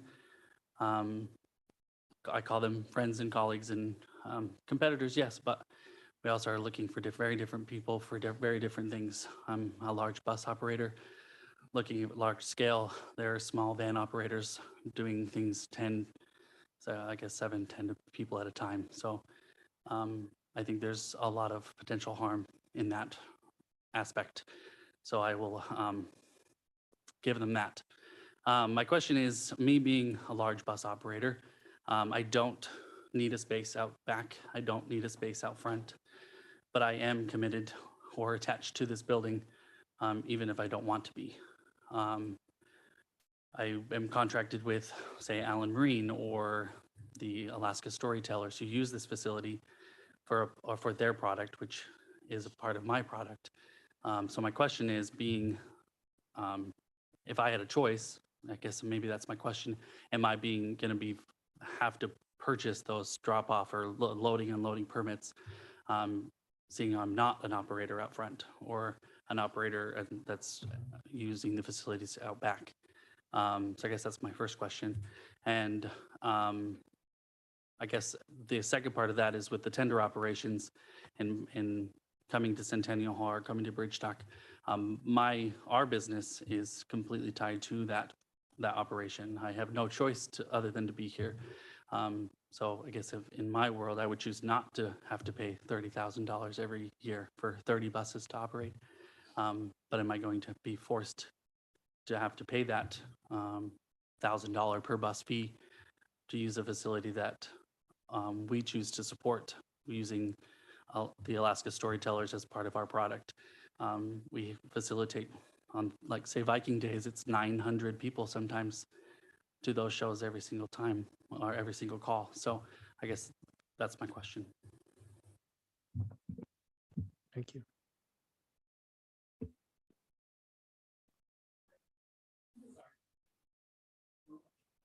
Further public comment?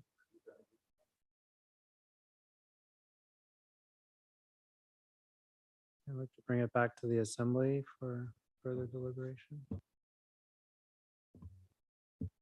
Rebecca? Yeah, I want to point out something that I think we didn't mention enough or even at all. This isn't necessarily just about recovering or recouping expenses. This is also about a fair process for people to be able to get spaces. And so that I was looking at this kind of with two lenses. One was income, revenue compared to other communities that have operations like we have. And the other was to make sure that if you have 10 spaces and 15 operators, that there's a fair process to distribute those spaces. Maybe we will never have that problem. I predict that we might. So being ready for that, I guess, was part of what I was looking at as well. And so, yeah, just trying to make things as fair as possible. Tor? Yeah, I think we've got enough of a framework to get started. I mean, I think listening, I think if we have a bid process, and like Rebecca said, it really is, we already have more vendors than we have space for. But, excuse me. Please, Yeah, point of no order. comments from the public. We're But gonna I- have the deliberation. We can't have outbursts. This is, I want to make a point of, this is not going to be by far the last meeting about this. We're not making any decisions tonight. But what I could see, thinking out loud here is that as this is a new process, we start out with a lower number as the minimum bid. And, I forget, it was Crystal or Rebecca that talked about doing 1, 2, and 3 year ones. So we're staggered. And say, okay, every year we reassess what the minimum bid would be. So I could see being fairly low, when significantly lower than $5,000 the first year. And then the next year, that assembly at the time will have to say, okay, the minimum bid now for next year and there'll always be some coming up if we do that staging. But, and if it doesn't necessarily mean we're not going to get higher amounts, because if there's a lot of competition for those spots, people are obviously going to have to bid more. But I think we do need some sort of a way to both control and recoup. I mean, the fact is that people are running businesses on city property. And every other person in Sitka rightly says, how come, I can't open a business on city property and not pay anything, and I'm not saying we necessarily have to start out at $5,000. In fact, I think we shouldn't, but I think we would have to revisit this often and maybe if we do ever come up with an ordinance, say that the assembly shall on October 15th every year set the minimum bid for the following year's bids or something like that, so that it ramps up. Because I think it's a legitimate complaint to say we're starting out right off the top with $5,000. But at the same time, I think eventually that could be a fair amount. I also want to point out that I think we should also be looking at all of the fees for the drop, pickup and drop offs. Sorry, I like car talk a lot. But they struck me as probably fairly low. And so again, that I would suggest that we put in the ordinance that it gets revisited annually or biannually or something. Excuse me. But like I said, that's the first step. And when it comes, if it ever gets turned into an ordinance, we'll be discussing it. And I bet it goes through at least 3 readings, if not 4, before it's hashed out.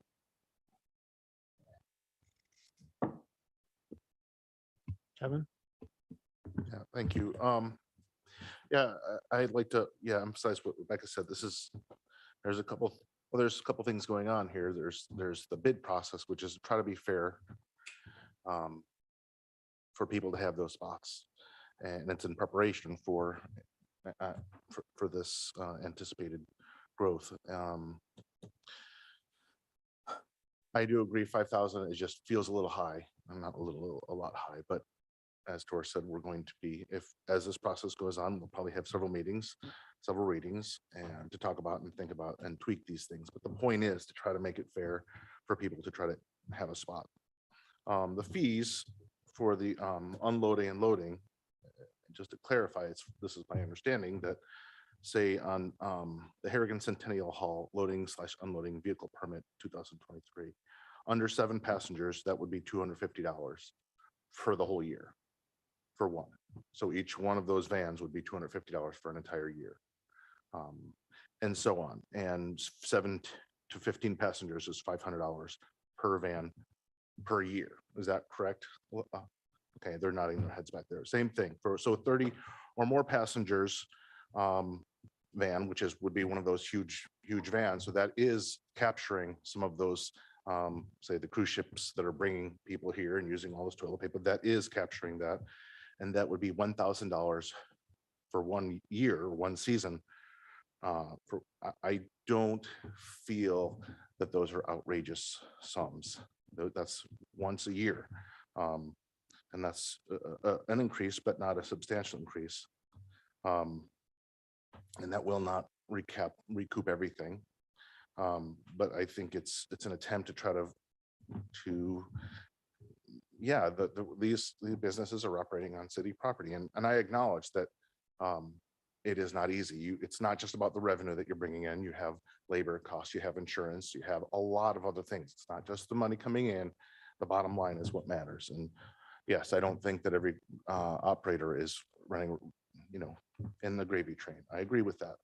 But I don't feel that these suggested increases in the fees for the passenger vans are outlandish at all. And they will be, we will be tweaking these. And I think the biggest and most important thought again about this is the institution of the bidding process. And we're going to have to tweak this, find the right amount.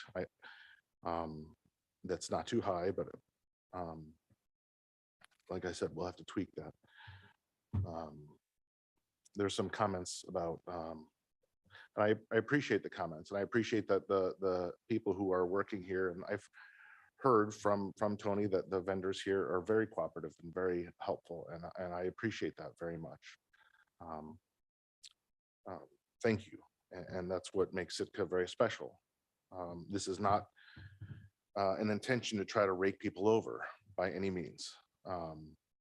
This is a beginning of a process. I feel like we've heard from the public. We've also kind of given some direction of some ways to go, and we'll have to adjust the code and fix some.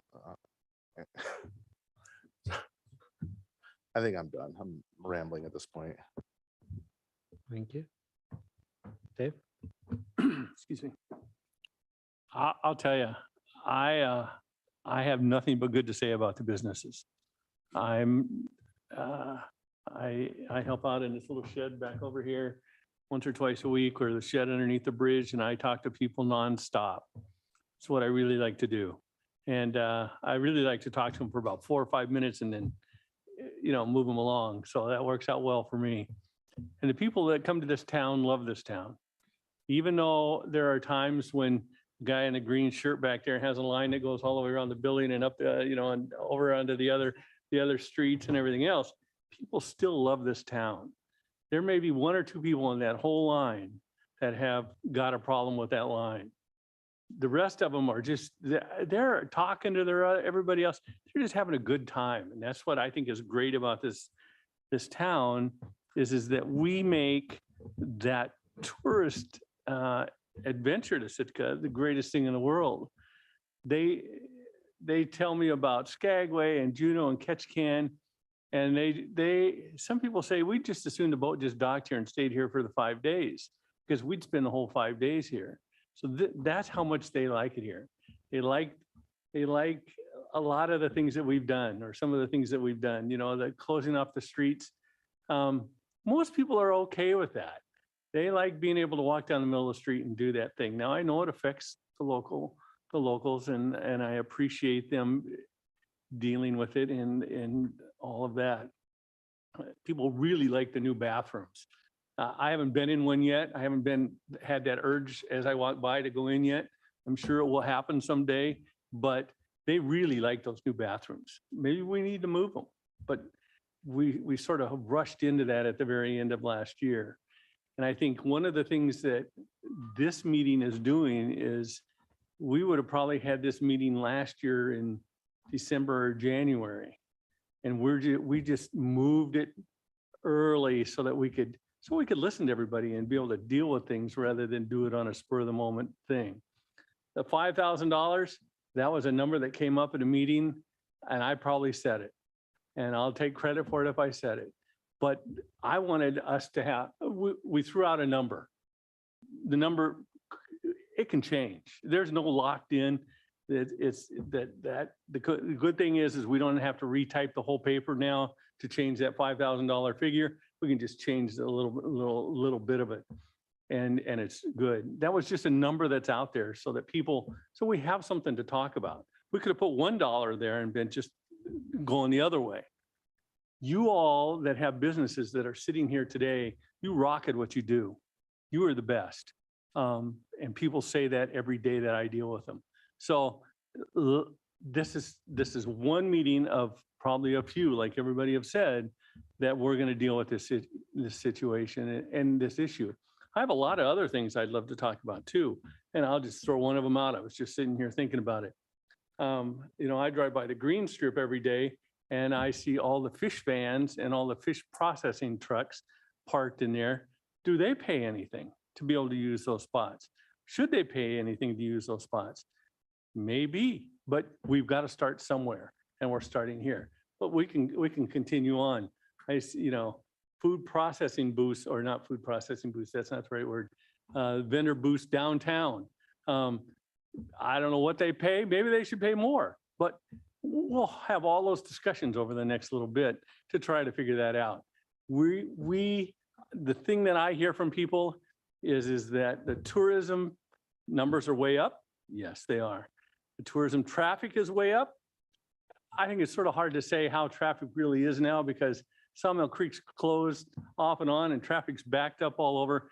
I don't know if that's from the buses, the dump trucks, or, oh wait, dump trucks. There's another issue that I could bring up in the future.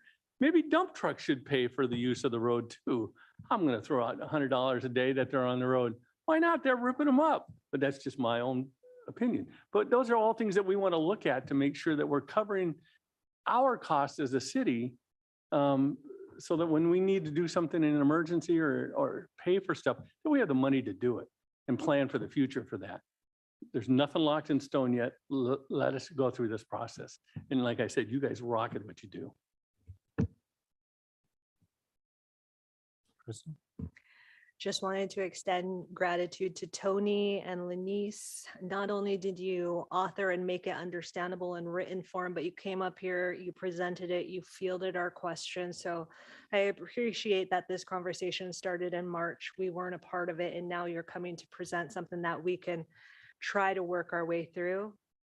Gratitude. And then to John, I see you scribbling over there as we're going through this discussion. I hope it helps you, and I appreciate that you guys are willing to factor and amend based off of our comments, but based off of what was heard.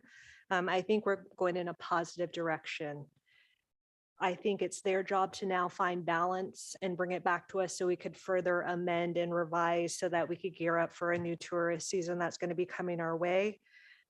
We heard a dollar figure, but that wasn't it. There are a lot of considerations that were discussed tonight, and I think that this is a positive public process that will help us find balance for the community, find balance for this industry. So I really benefited from hearing the discussion from each one of us tonight. And like Dave said, this is the first conversation that we're having, the first of many. So gonna chish for coming tonight and participating.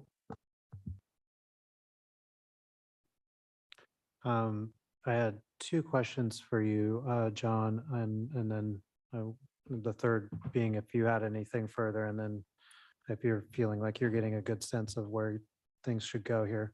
But first off, kind of within a timeline, what we might be looking at here, what next steps in the timeline and how quickly, because Lenise did point out that we can't wait too long in order to enact, put things together to get next year ready. But within that, is there room within the timeline to potentially bring vendors together with Tony and Lenise and other staff if necessary to get a little bit of additional feedback? Because it sounds like maybe there wasn't a good opportunity to do that yet, or maybe some weren't able to attend that opportunity. And maybe we can give them additional opportunity.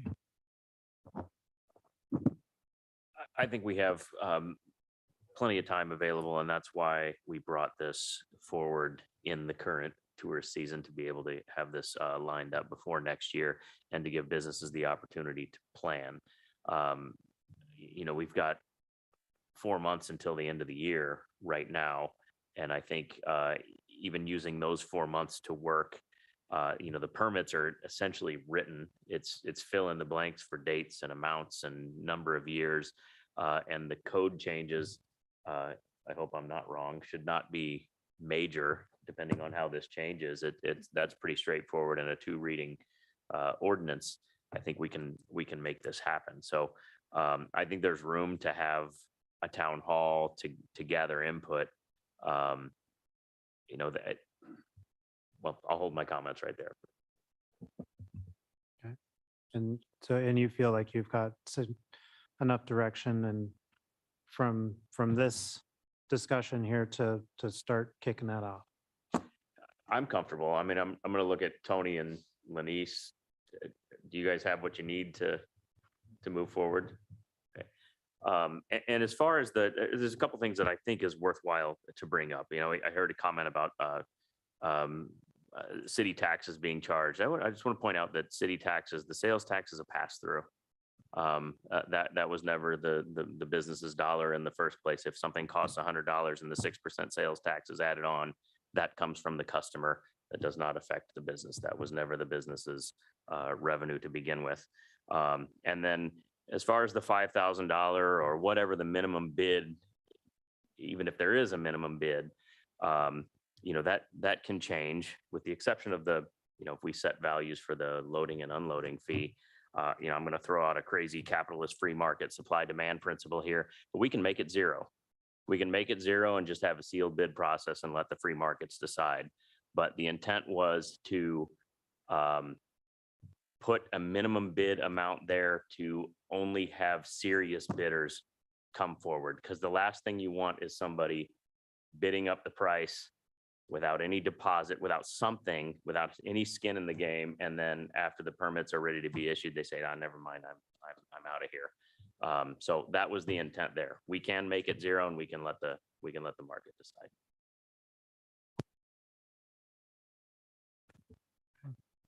Like I said earlier, I think this is a good starting platform for looking at all other city facilities and uses. But I think echoing what a number of assembly members have had said tonight, this is a good starting place. I think we've got some good direction, a decent timeline, and some time to work with it. So thank you, everybody, for your input. Thank you, everybody, for coming tonight, too. Greatly appreciate your comments and hope that you keep them coming, because like it was pointed out, this is first in many.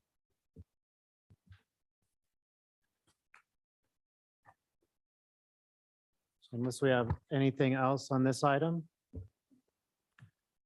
Open up for persons to be hired on anything on or off of tonight's agenda.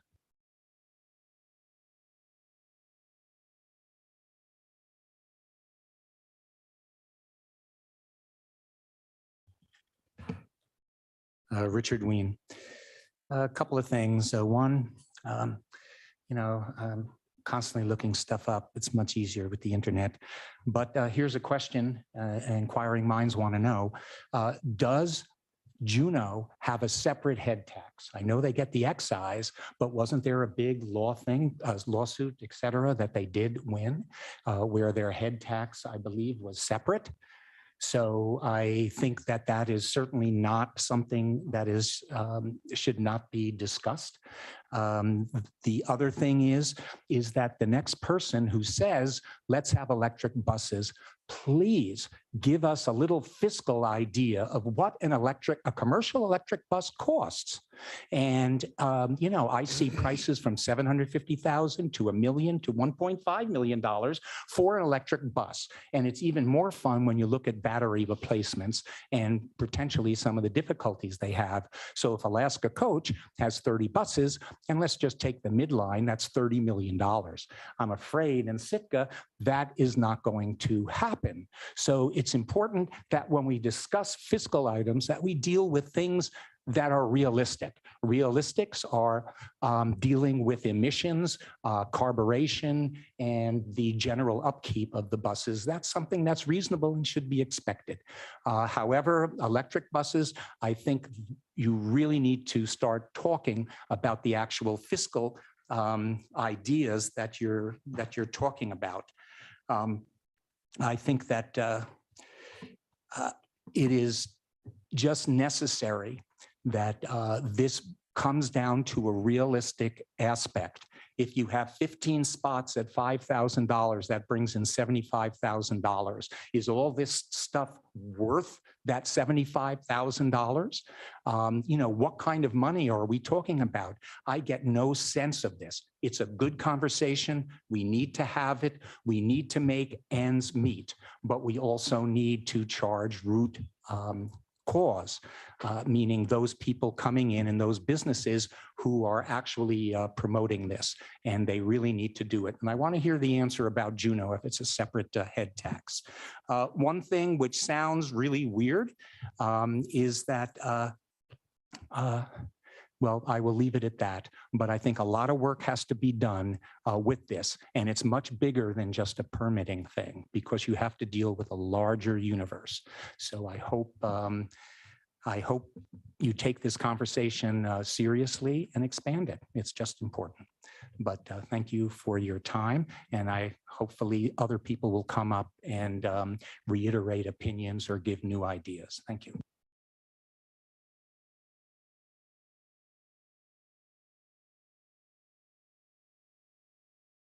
I apologize if I seem passionate about this, but after 21 years of blood, sweat, and tears and living through hell, it was a tough road. It's nice to And have you back. Can you state your name for the record? Bruce Conine, Thank Sitka you. Wildlife Tours. And so you can't help but be a little passionate after all this time.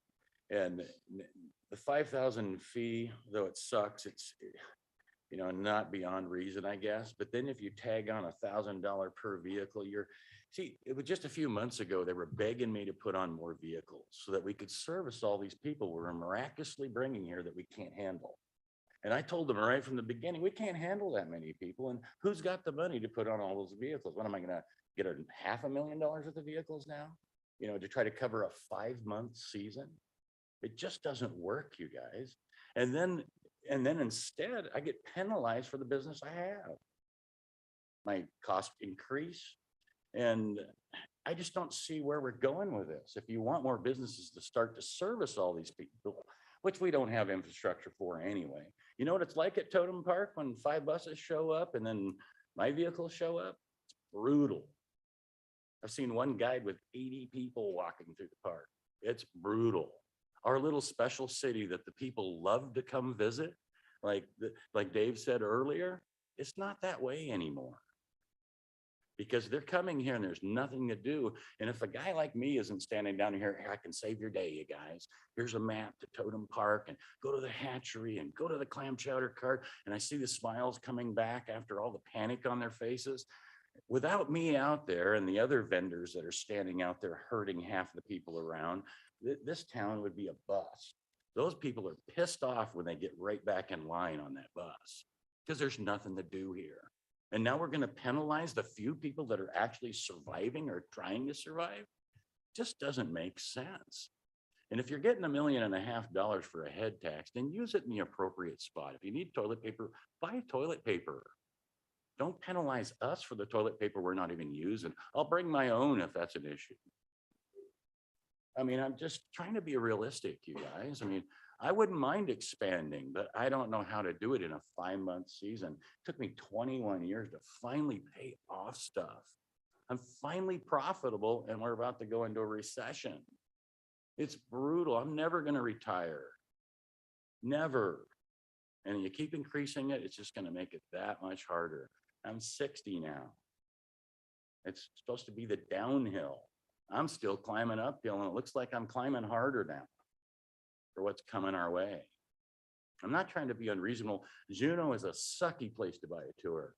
Their $30,000 spots harass you so badly when you walk by. The customers hate it. They talk to me about it. I'm so glad you guys aren't like them. And we're trying to make it like them. It just doesn't make sense.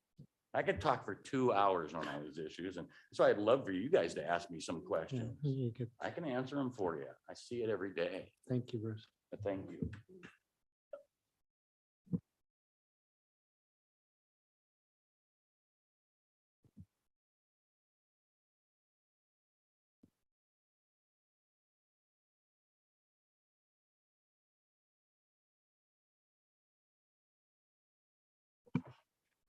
Neil McDermott with the Whale Song Expeditions.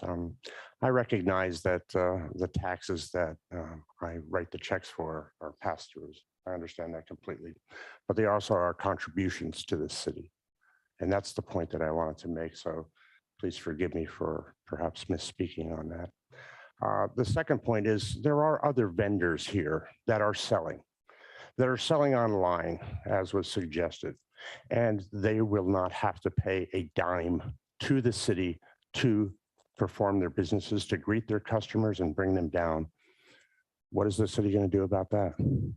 Are they going to ask them for some part of this to help perhaps alleviate that, whatever the number is that will be coming up?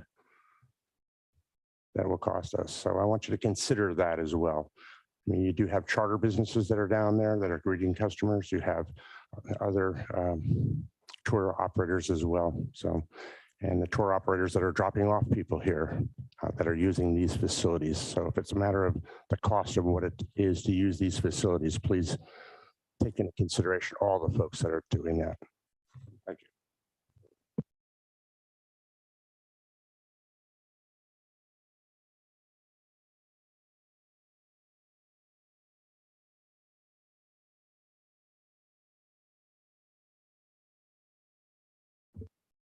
Okay. Any additional public comment? Seeing none, we're at adjournment. Is there a motion to adjourn? Second. Moved and seconded. All those in favor? Good night. Thank you for coming.